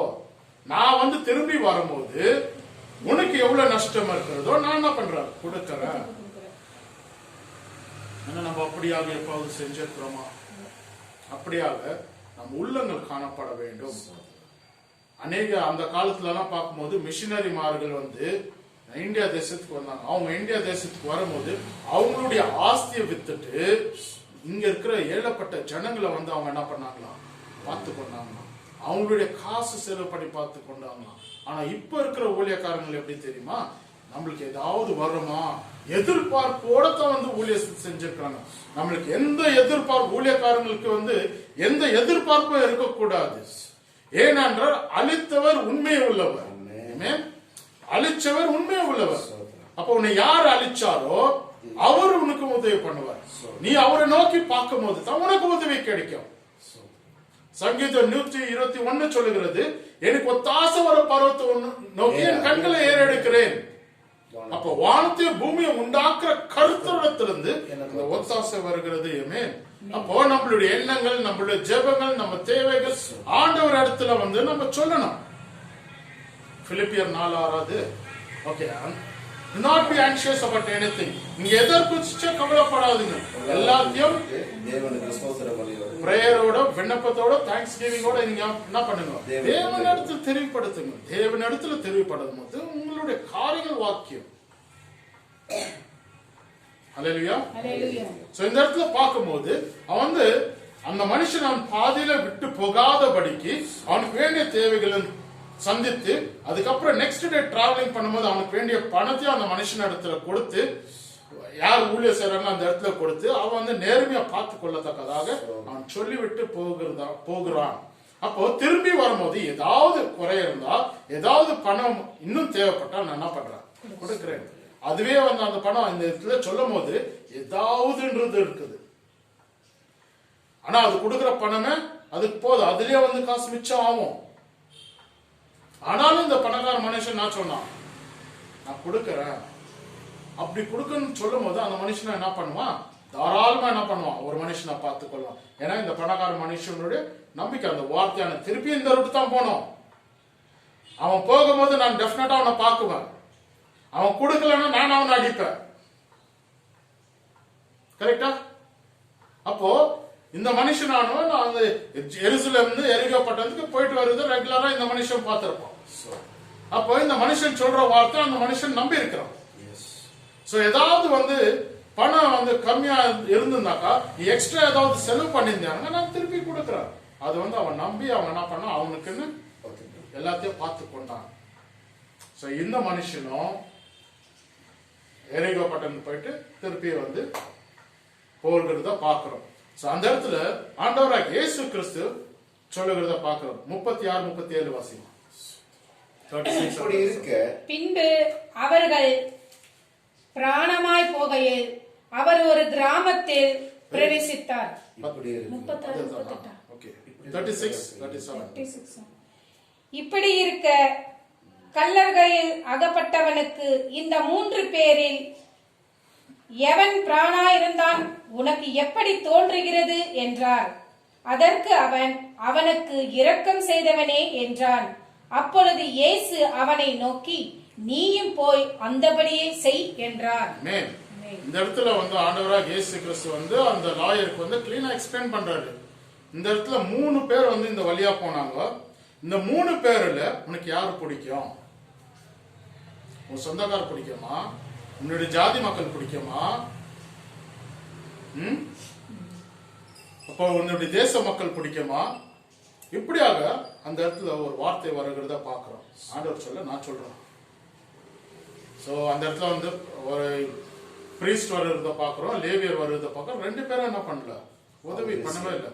உதவி பண்ணது யாரு? 3வது மனுஷன். அவன் யாருன்னே தெரியாது, தெரியாத மனுஷன் உதவி பண்ணுகிறத பாக்குறோம். ஒரு சமாரியன் அந்த இடத்துல உதவி பண்ணுகிறத பாக்குறோம். அப்போ அந்த லாயர் கிட்ட கேட்கிறாரு ஆண்டவராக இயேசு கிறிஸ்து, இவங்க 3 பேர்ல உனக்கு யாருப்பா பிடிக்கும்? உனக்கு யார் பிறர்னு உனக்கு தோணுது? கரெக்டா? அதுதான் அவன் क्वेश्चन கேட்டான். Who is my neighbor? எனக்கு பிறர் யார்? இந்த 3 பேர்ல நீயே டிசைட் பண்ணு. சரி, அவன் லாயர் தானே, அவனே ஜட்ஜ்மெண்ட் பண்ணிக்குவான். அப்ப நம்ம சாய்ஸ் யாருக்கு தான் கொடுக்கணும்? லாயருக்கே கொடுத்தோம். நீயே டிசைட் பண்ணப்பா, இந்த 3 பேர்ல யாரு பிறர்? பிரீஸ்டா, லிவைட்டா, இல்ல சமாரியனா? அப்ப அவன் சொல்றான் சமாரியன் தான். ஏனென்றால் he had mercy upon that particular person. அவன் மனதுருகனா இருக்கிறான். அவன் அவனை எடுத்து கொண்டு போய் ஒரு இடத்துல சேர்க்கிறான். அவன் யாருன்னே தெரியல. அப்போ உங்களுக்கு உதவி யார் இடத்துல இருந்து வருகிறது? நீ உன்னுடைய ஜாதி மக்கள் இல்ல, உன்னுடைய தேச மக்கள் இல்ல, உன்னுடைய ரிலிஜன் இல்ல, ஆனா அப்பாற்பட்டது. உனக்கு யாருமே தெரியாது. நீ அப்பனாக்கா கிறிஸ்துவ மக்கள் எப்படியாக இருக்கணும்? ஒருத்தரையும் நேசிக்கிற மக்களா இருக்கணும். நம்ம இந்தியா மக்களா இருக்கிறனால நம்ம இந்தியாவுக்கு மாத்திரம் ஜெபிக்க கூடாது, நம்ம உலகம் முழுவதும் ஜெபிக்கணும். நம்மளுடைய நேபர் கண்ட்ரிஸ் ஜெபிக்கணும். உலகம் முழுவதும் எல்லா கண்ட்ரிஸ்க்கும் அவங்க பாதிப்புல இருந்து நம்ம ஜெபிக்கிற பிள்ளைகளா காணப்பட வேண்டும். ஆண்டவராக இயேசு கிறிஸ்துவ நம்மளுக்காக அவர் என்ன பண்ணார்? பாடுகள் பட்டு சிலுவையில அடைஞ்சு அவருடைய பரிசுத்தமான ரத்தம் நம்மளுக்காக அந்த சிலுவையில சிந்தத பார்க்கணும். அவர் யாருக்காக சிந்தனும்?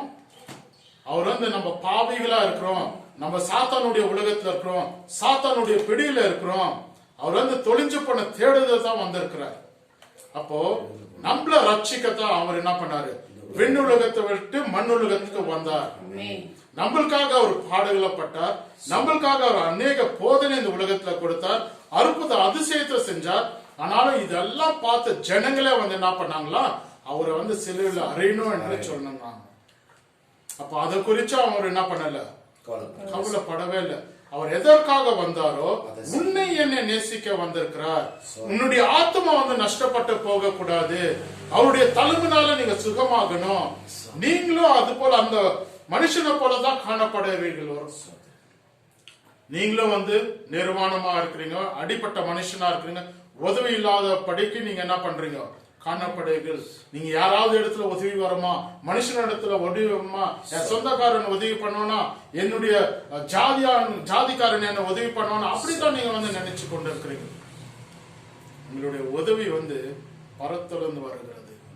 ஆண்டவராக இயேசு கிறிஸ்து, he will appoint one particular person to come and help you. He will make one angel to come and help you. உங்களுக்குன்னு ஒரு தேவதூதர் ஆண்டவர் ஆயத்த பண்ணி வச்சிருக்கிறார். நீ எப்ப ஆபத்து நாட்டுக்குள்ள இருக்க, நீ கூப்பிடும் போது ஆண்டவர் உதவி பண்றதுக்கு அவர் ஒரு ஏஞ்சல் அனுப்புகிறார், ஒரு தூதன் அனுப்புகிறார், ஒரு மனுஷன் அனுப்புகிறார். So when you are in trouble, you have to look unto him. Only then you will receive the blessing. You will receive what you need. என் நாமத்தினால எதை கேட்டோன்னு நான் தருகிறேன்னு சொன்ன ஆண்டவர் அவருடைய வார்த்தை வார்த்தை மாத்திரம் அல்ல, அது டெஃபினட்டா உதவி வருது. யாரெல்லாம் ஆண்டவரை நோக்கி கூப்பிடுறாங்க, அவங்க உதவி வரும்போது அவங்க சாட்சியுள்ள மக்களா இருக்கிறாங்க.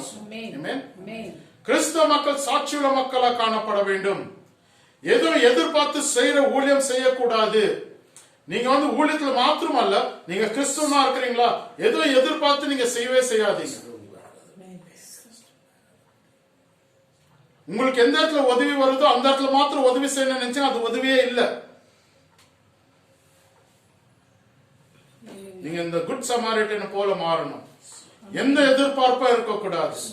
ஆண்டவராக இயேசு கிறிஸ்து உங்களை நேசிக்கிறவராய் காணப்படுகிறார். He loves you. He wants to meet you individually. அவர் தனித்து மனுஷனை ஒருத்தரை பார்க்கணும். உன்னுடைய ஆத்மா நஷ்டப்பட்டு போக கூடாது. நீ அவருடைய சமூகத்துல அவர்கிட்ட கேட்கும் போது உன்னை சந்திக்கிறார். ஆமென். அப்போ உன்னுடைய ஆத்மா நஷ்டப்பட்டு போக கூடாது. நீ தேவைகளை ஆண்டவர் இடத்துல கேட்கும் போது ஆண்டவர் ஒரு காரியமும் உனக்கு நிறைவேற்றுகிறார் காணப்படுகிறார். நீ புலம்ப மாட்ட, நீ அழுவ மாட்ட, நீ கண்ணீர்ல இருக்க மாட்ட, துக்கத்துல இருக்க மாட்ட. உன்னுடைய துக்கம் சந்தோஷமா மாறும். எப்போ ஆண்டவர் கிட்ட ஒப்பு கொடுக்கும் போது உன்னுடைய துக்கம் சந்தோஷமா வரும். உன் தேவைகளை சந்திக்கப்படும். இந்த அடிப்பட்ட மனுஷன் அவன் யாருக்கு உதவி பண்ணான்னு தெரியாது. ஆனா ஆண்டவர் ஒரு தூதனை அனுப்பினார். அந்த தூதன் தான் குட் சமாரிட்டன். அவன் எந்த எதிர்பார்ப்பும் இல்ல. இந்த மனுஷன் அவனுக்கு சொந்தம் இல்ல, அவன் ஜாதிக்காரன் இல்ல, அவன் ஊர் இல்ல. ஆனாலும் அவன் என்ன பண்ணான்? உதவி செய்யறத பார்க்கிறோம். அப்படியாகத்தான் ஆண்டவராக இயேசு கிறிஸ்து நமக்குள்ள ஒரு உதவி பண்ணுகிறாய் காணப்படுகிறார். நம்ம கிட்ட இருந்து அவர் எந்த எதிர்பார்ப்பும் பார்க்கல. நீ அவரை தான் சிலுவையில் அடிச்ச, நீ அவரை தான் காரி துப்புன, நீ அவர் பொறுமை தள்ளன, நீ அவர் ஏற்றுக்கொள்ளவே இல்லை. ஆனாலும் ஆண்டவர் உங்களை நேசிக்கிறவரா இருக்கிறார். ஏனென்றால் நீ அவருடைய பிள்ளை, நீ அவருடைய பிள்ளை. You are his child. He loves you. தன் தகப்பனுக்கு தன் பிள்ளைகள் மேல எவ்வளவு பிரியமா இருக்கிறதோ அதோடு அதிக பிரியம் ஆண்டவர் உங்க மேல வச்சிருக்கிறார். Your soul should not be destroyed. Your soul is valuable because it is He who has given that breath in you and made that life to be given to your body. அவருடைய ஆத்மா உங்களுக்குள்ள இருக்குது. அந்த ஆத்மா ஜீவனாய் மாறி அந்த ஜீவன் இருக்கிறனால தான் நீ எதை இருந்தாலும் பேசிக்கொண்டு இருக்கிற. ஆனா அந்த ஜீவன் ஆண்டவர் கொடுத்தது ஆண்டவருக்கு தெரியும். அதனால நீ ஆண்டவருக்கு சொந்தம். ஆண்டவர் இன்னமும் உங்களை நேசித்துக் கொண்டிருக்கிறார். நீ எந்த போல பாவ சிச்சுவேஷன் இருந்தாலும் சரி ஆண்டவர் உங்களை நேசிக்கிறார், உங்களோட அன்பா இருக்கிறார். அவர் அப்பாவிடத்துல உங்களை பத்தி தான் பேசி கொண்டிருக்கிறார். நீ நரகத்துக்கு போக கூடாது. சாத்தானவன் வஞ்சித்து கொண்டே இருக்கிறான். நீ அவனுடைய பிள்ளைன்னு அவன் என்ன பண்றான்? அவன் ஒரு இடத்துல போராடி உனக்கு வேண்டிய காரியத்தை அவன் என்ன பண்றான்? மெஸ்மரைஸ் பண்ணி உன்னை கூட்டின்னு போயிடறான். உன்னை வஞ்சனத்துக்குள்ள இழுத்து போயிட்டு உன்னை பாவத்துக்குள்ள தள்ளுகிறான். ஆனா அது உனக்கு உணர முடியல. அதுதான் உனக்கு சந்தோஷமா இருக்கிறது. எப்போ ஆண்டவரை தேடுகிறியோ அப்ப இவைகளெல்லாம் கொடுக்கப்படும், உன் தேவைகள் எல்லாம் சந்திக்கப்படும். நீ ஒரு நல்ல சமாரியனா இருக்கணும். கிறிஸ்துவன் என்றால் he should be a good Samaritan. He should be a good person. He should be like Jesus. He should comfort others. He should love others. So love yourself as you love your neighbor. உன்னை போல நீ பிறரை நேசிக்க வேண்டும். கர்த்தர் தாமே இந்த வார்த்தை மூலமா உங்களை ஆசீர்வதிப்பாராக. God bless you. நம்ம மத்தியில சிஸ்டர் ராணி ஒரு பாட பாடிட்டு பாஸ்டர் சார்ல்ஸ் ஜெபிக்க முடியாது கேட்டுக்கொள்கிறேன்.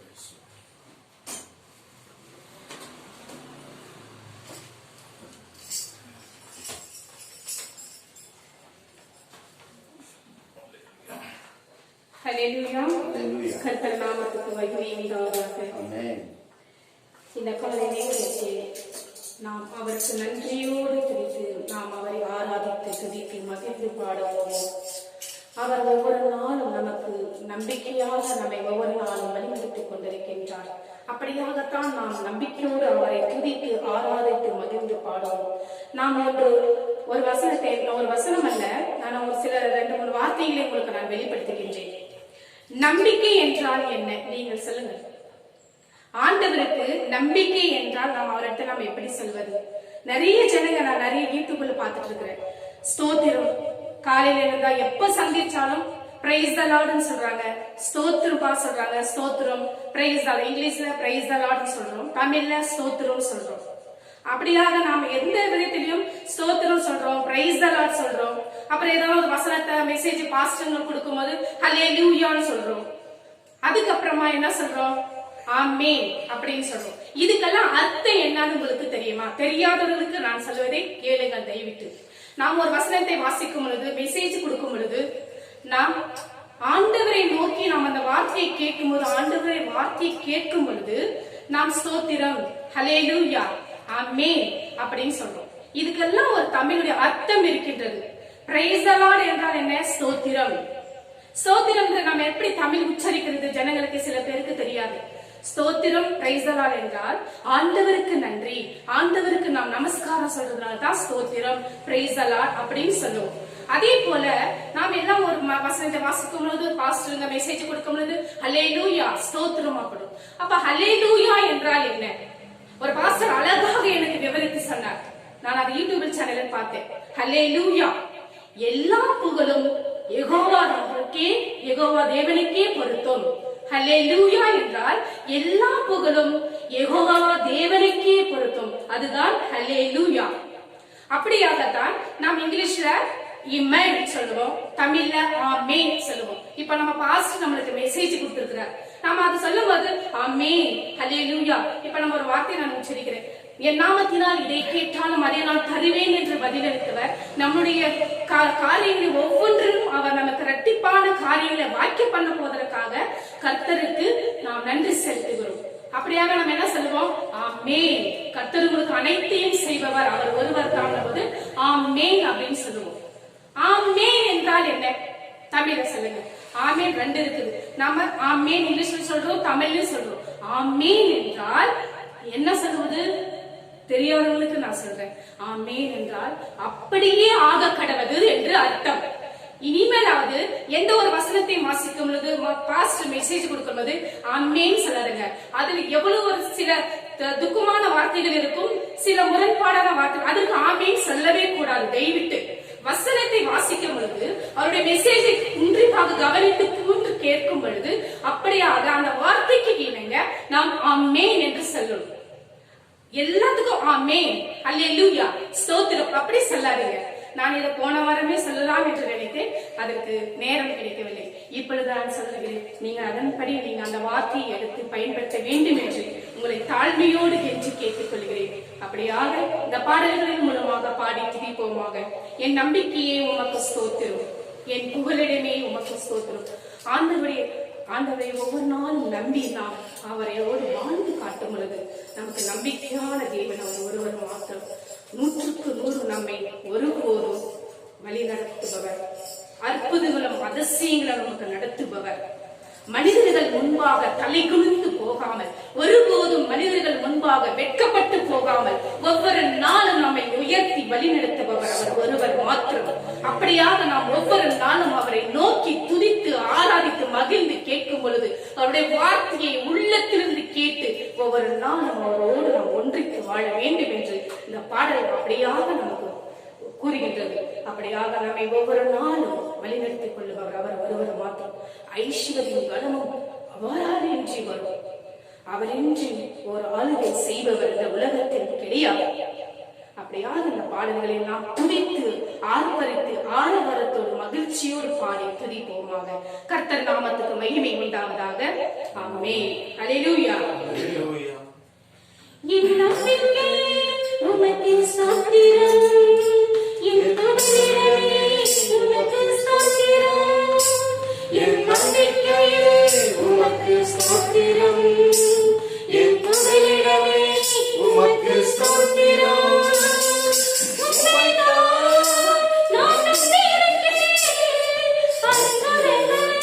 எனக்கு செய்யுங்கப்பா,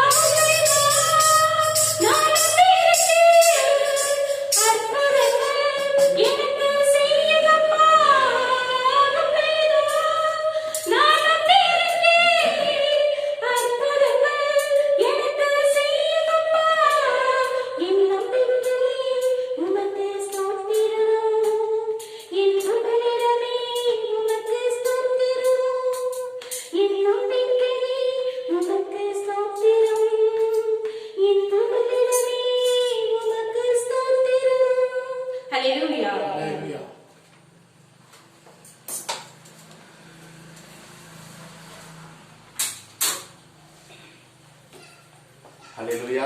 ஹல்லேலூயா. அப்படியே நாம் கண்களை மூடி நாம் ஜெபிக்கலாம். தேவன் தாமே இந்த ஊழியக்காரர் மூலியமாக நல்ல ஒரு அழகான ஒரு சத்தியத்தை, நல்ல ஒரு ஆழமான சத்தியத்தை அவர் மூலமாய் நாம் கேட்கிறோம். அப்படியாக அந்த வார்த்தையின்படி, வசனத்தின்படி நாம் கர்த்தருடைய கரத்தில் ஒப்பு கொடுத்து இந்த நாட்களிலே வேத வார்த்தையின் வசனத்தின்படி அந்த மனிதன் எப்படி அவன் அடிபட்டு குலையுயிருமாய் குற்றுமுயிருமாய் அவன் கடந்தான், அதே வண்ணமாய் இந்த நாட்களிலே, இந்த வருடத்திலே, இதற்கு முந்தின மாதங்களுக்கு முன்பாக நாம் எத்தனையோ வேதனைகள், பாடுகள் மத்தியிலே நாம் கடந்து வந்திருக்கலாம். நமக்கு உதவி செய்யாமல் ஒரு சூழ்நிலை நமக்கு இருந்திருக்கலாம். வேதம் சொல்லுகிறது, அந்த மனிதனுக்கு இறங்கின தேவன் அவர் நமக்கும் இறங்க வல்லவராய் இருக்கிறார். கண்களை மூடி இந்த வார்த்தையின் மூலமாய் நம்ம எல்லாரும் ஒப்பு கொடுத்து நாம் ஜெபிக்கலாம். ஹல்லேலூயா, ஹல்லேலூயா, ஹல்லேலூயா, ஹல்லேலூயா, ஹல்லேலூயா. தகப்பனே மை துதிக்கிறோம். இந்த உயிர்த்தெழுந்த நாளிலே மை துதிக்கிறோம், மை சோதரிக்கிறோம். அப்பா மை சோதரிக்கிறோம். உம்முடைய கரத்தில் ஒப்பு கொடுக்கிறோம் சுவாமி. அப்பா உம்முடைய கரத்தில் எங்களை ஒப்பு கொடுக்கிறோம். அப்பா இந்த வேளையிலே உம்முடைய கரம் எங்கள் மத்தியிலே ஒரு விஷயம் இறங்கட்டும் சுவாமி. உம்முடைய வார்த்தையின்படி, வசனத்தின்படி தகப்பனே எங்களை ஒப்பு கொடுக்கிறோம் சுவாமி, ஒப்பு கொடுக்கிறோம் சுவாமி. எங்களை விசாரிக்க யாரும் இல்லை தகப்பனே, எங்களை விசாரித்து எங்களை உயர்த்த யாரும் இல்லை சுவாமி. இந்த கொரோனா வியாதியிலே, பாடுகள் மத்தியிலே, போராட்டங்கள் மத்தியிலே, வேலை இல்லாத அந்த சூழ்நிலை தகப்பனே, எங்களுக்கு உதவி செய்ய ஒரு மனிதனும் இல்லை தகப்பனே. அம்மாவும் தகப்பனே உம்முடைய வார்த்தையில நீ சொல்லி இருக்கிறேன் சுவாமி. அப்பா அந்த வழியாய் தகப்பனே லேவியன் கடந்து வந்தான், ஆசாரியன் கடந்து வந்தான் சுவாமி. அவர்கள் யாரும் அவனுக்கு இறங்கவில்லை தகப்பனே, அவனை விசாரிக்கவில்லை சுவாமி. என் தேவன் நீ நல்ல சமாரியனா இருந்த தகப்பனே. அப்பா இயற்கைக்கு அப்பாற்பட்ட என் தேவன் அந்த இடத்திலே கடந்து வந்து சுவாமி அவனுடைய தேவைகளை சந்தித்து அவன் காயங்களுக்கு எண்ணெய் வார்த்து சுவாமி அவனுக்கு எப்படி ஒரு சுகத்தை கொடுத்திர தகப்பனே. அதே தேவன் இன்று எங்கள் மத்தியில் ஜீவித்திருக்கிறேன் சுவாமி. உம்முடைய கரத்தில் ஒப்பு கொடுக்கிறோம் ஐயா. உம்முடைய வல்லமுள்ள கரம் எங்கள் மத்தியிலே கடந்து வர மாட்டேங்கானாக ஜெபிக்கிறோம் சுவாமி. எங்களுக்கு உண்டான நெருக்கடிகள், எங்களுக்கு உண்டான போராட்டங்கள் எல்லாவற்றையும் தேவன் தாமே நீர் மாற்றும்படிக்கானாக ஜெபிக்கிறோம் தகப்பனே. எங்களை கண்ணோக்கி பார்க்கும்படிக்கானாக ஜெபிக்கிறோம் ஐயா. சங்கீதம் 121 உம்முடைய வார்த்தையின்படி, வசனத்தின்படி நாங்கள் ஒப்பு கொடுத்து ஜெபிக்கிறோம் தகப்பனே. அப்பா ஒத்தாசை வரும் பர்வதமே, அப்பா இந்த வேளையிலே யாரெல்லாம் சுவாமி உங்களை நோக்கி பார்க்கிறார்களோ அவர்களுக்கெல்லாம் என் தேவன் ராஜா நீர் ஒத்தாசை வரும்படிக்காக நாங்கள் ஜெபிக்கிறோம் தகப்பனே. இந்த 11ஆம் மாதத்திலே விசேஷத்தோட கரம் ஒவ்வொரு பிள்ளைகள் மீதும் அப்பா இறங்கட்டும் சுவாமி. வல்லமுள்ள கரம் இறங்கட்டும் அப்பா. அவர்கள் வாழ்க்கையிலே காணப்படுகிற போராட்டங்கள், பலவீனங்கள், வியாதிகள், கடன் பிரச்சனைகள், வேலை இல்லாதபடி சிக்கி தவிக்கிற ஒவ்வொரு பிள்ளைகளுக்கும் என் தேவனில் விடுதலை கொடுத்து நீர் ஆசீர்வதித்து உம்முடைய நாமத்தை மகிமைப்படுத்த நாங்கள் ஜெபிக்கிறோம் தகப்பனே. உம்முடைய கரம் ஒவ்வொரு பிள்ளைகளோடு இருக்கட்டும் சுவாமி. இந்த வேளையில் யாரெல்லாம் எனக்கு ஒரு விடுதலை வேண்டும், எனக்கு ஒரு தேவைக்காய் யாரெல்லாம் ஒப்பு கொடுத்து ஜெபிக்கிறார்களோ சுவாமி அவர்கள் மத்தியில் தகப்பனே நீர் பெரியவராய் இருந்து அவர்கள் தேவைகளை சந்தித்த வழிவாசலை என் தேவனில் திறந்து கொடுத்து நடத்தும்படிக்காக நாங்கள் ஜெபிக்கிறோம் அப்பா. உம்முடைய கரத்தில் ஒப்பு கொடுக்கிறோம் சுவாமி. தொடர்ந்து ரத்த கொட்டைக்குள்ள மூடி மறைத்துக் கொள்ள மாட்டேங்க நாங்கள் ஜெபிக்கிறோம். இந்த நாளிலுமாய் சுவாமி அப்பா உம்முடைய உயிருள்ள வார்த்தையை, ஜீவனுள்ள வார்த்தையை ஊழியக்காரர் மூலமா எங்களை கேட்க கிருபை செய்திரே தகப்பனே. அவர்கள் உம்முடைய கரத்தில் ஒப்பு கொடுக்கிறோம் சுவாமி. தொடர்ந்து உம்முடைய கரம் அவர்கள் மத்தியில் இறங்கட்டும் தகப்பனே. அப்பா மலை மீது அமர்ந்திருக்க பட்டணம் அது எப்படி மறைந்திருக்க மாட்டாது என்று சொன்னீரே அப்பா. அவர்களை கொண்டு தகப்பனே இன்னும் அநேக ஜனங்களுக்கு அப்பா நீர் வழி நடத்தும்படிக்காக நாங்கள் ஜெபிக்கிறோம் சுவாமி. ஒரு வெளியானது எப்படி உலகத்துக்கு வெளிச்சத்தை கொடுக்கிறதோ அப்படியாய் தகப்பனே அநேக ஜனங்கள் மத்தியிலே இருளில் இருக்கிற பிரச்சனையோடு போராட்டத்தில் இருக்கிற அநேக பிள்ளைகளுக்கு அப்பா அவர்கள் விடு வார்த்தையின் மூலமாய், வசனத்தின் மூலமாய் ஒரு விடுதலை கொடுக்கிற ஒரு வெளிச்சமாய் நீர் மாற்றும்படிக்காக நாங்கள் ஜெபிக்கிறோம் சுவாமி. தொடர்ந்து கருத்துல அவர்களை ஒப்பு கொடுக்கிறோம். மூடி மறைத்துக்குள்ள நல்ல பலனை கொடு சுவாமி. எல்லா தேவையான காரியங்களை சந்தித்து வழி நடத்தும் தகப்பனே. ஊழியத்திலே காணப்படுகிற தடைகளை மாற்றி வழிவாசலை திறந்து நல்ல சபையை தேவன் நீர் கொடுக்கும்படிக்காக நாங்கள் ஜெபிக்கிறோம் தகப்பனே. தொடர்ந்து கரத்தில் ஒப்பு கொடுக்கிறோம் சுவாமி. என் தேவன் துவக்கம் முதல் முடிவு வரை இம்மட்டைகள் மத்தியிலே அப்பா பாடல்கள் மூலியமா, வார்த்தையின் மூலியமா, ஜெபத்தின் மூலியமா நீர் இடைப்பட்டவனை கிருபைக்காக நாங்கள் நன்றி செலுத்துகிறோம் தகப்பனே. தொடர்ந்து நம்முடைய கருத்தில் ஒப்புக் கொண்டிருக்கிறோம் சுவாமி.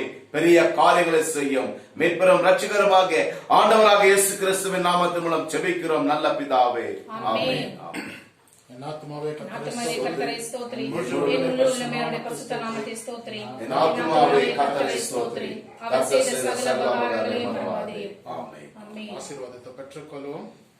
நம்ம ஆண்டவராக இயேசு கிறிஸ்துவின் கிருபையும் பிதாவுடைய அன்பும் பரிசுத்த ஆவியோடு அந்யோன்ய ஐக்கியமும் நம்மளோடு நம்ம குடும்பத்தோடு யாரெல்லாம் இந்த சேனல் மூலியமா பார்த்து கொண்டு இருக்கிறாங்க ஆண்டவராக இயேசு கிறிஸ்து வரும் மட்டும் சந்தோஷம் சமாதானம் உங்க வீட்டுல நிலைத்திருப்பதாக. கர்த்தர் தாமே உங்களை ஆசீர்வதிப்பாராக. ஆமென். God bless you. Amen. Hallelujah. Hallelujah.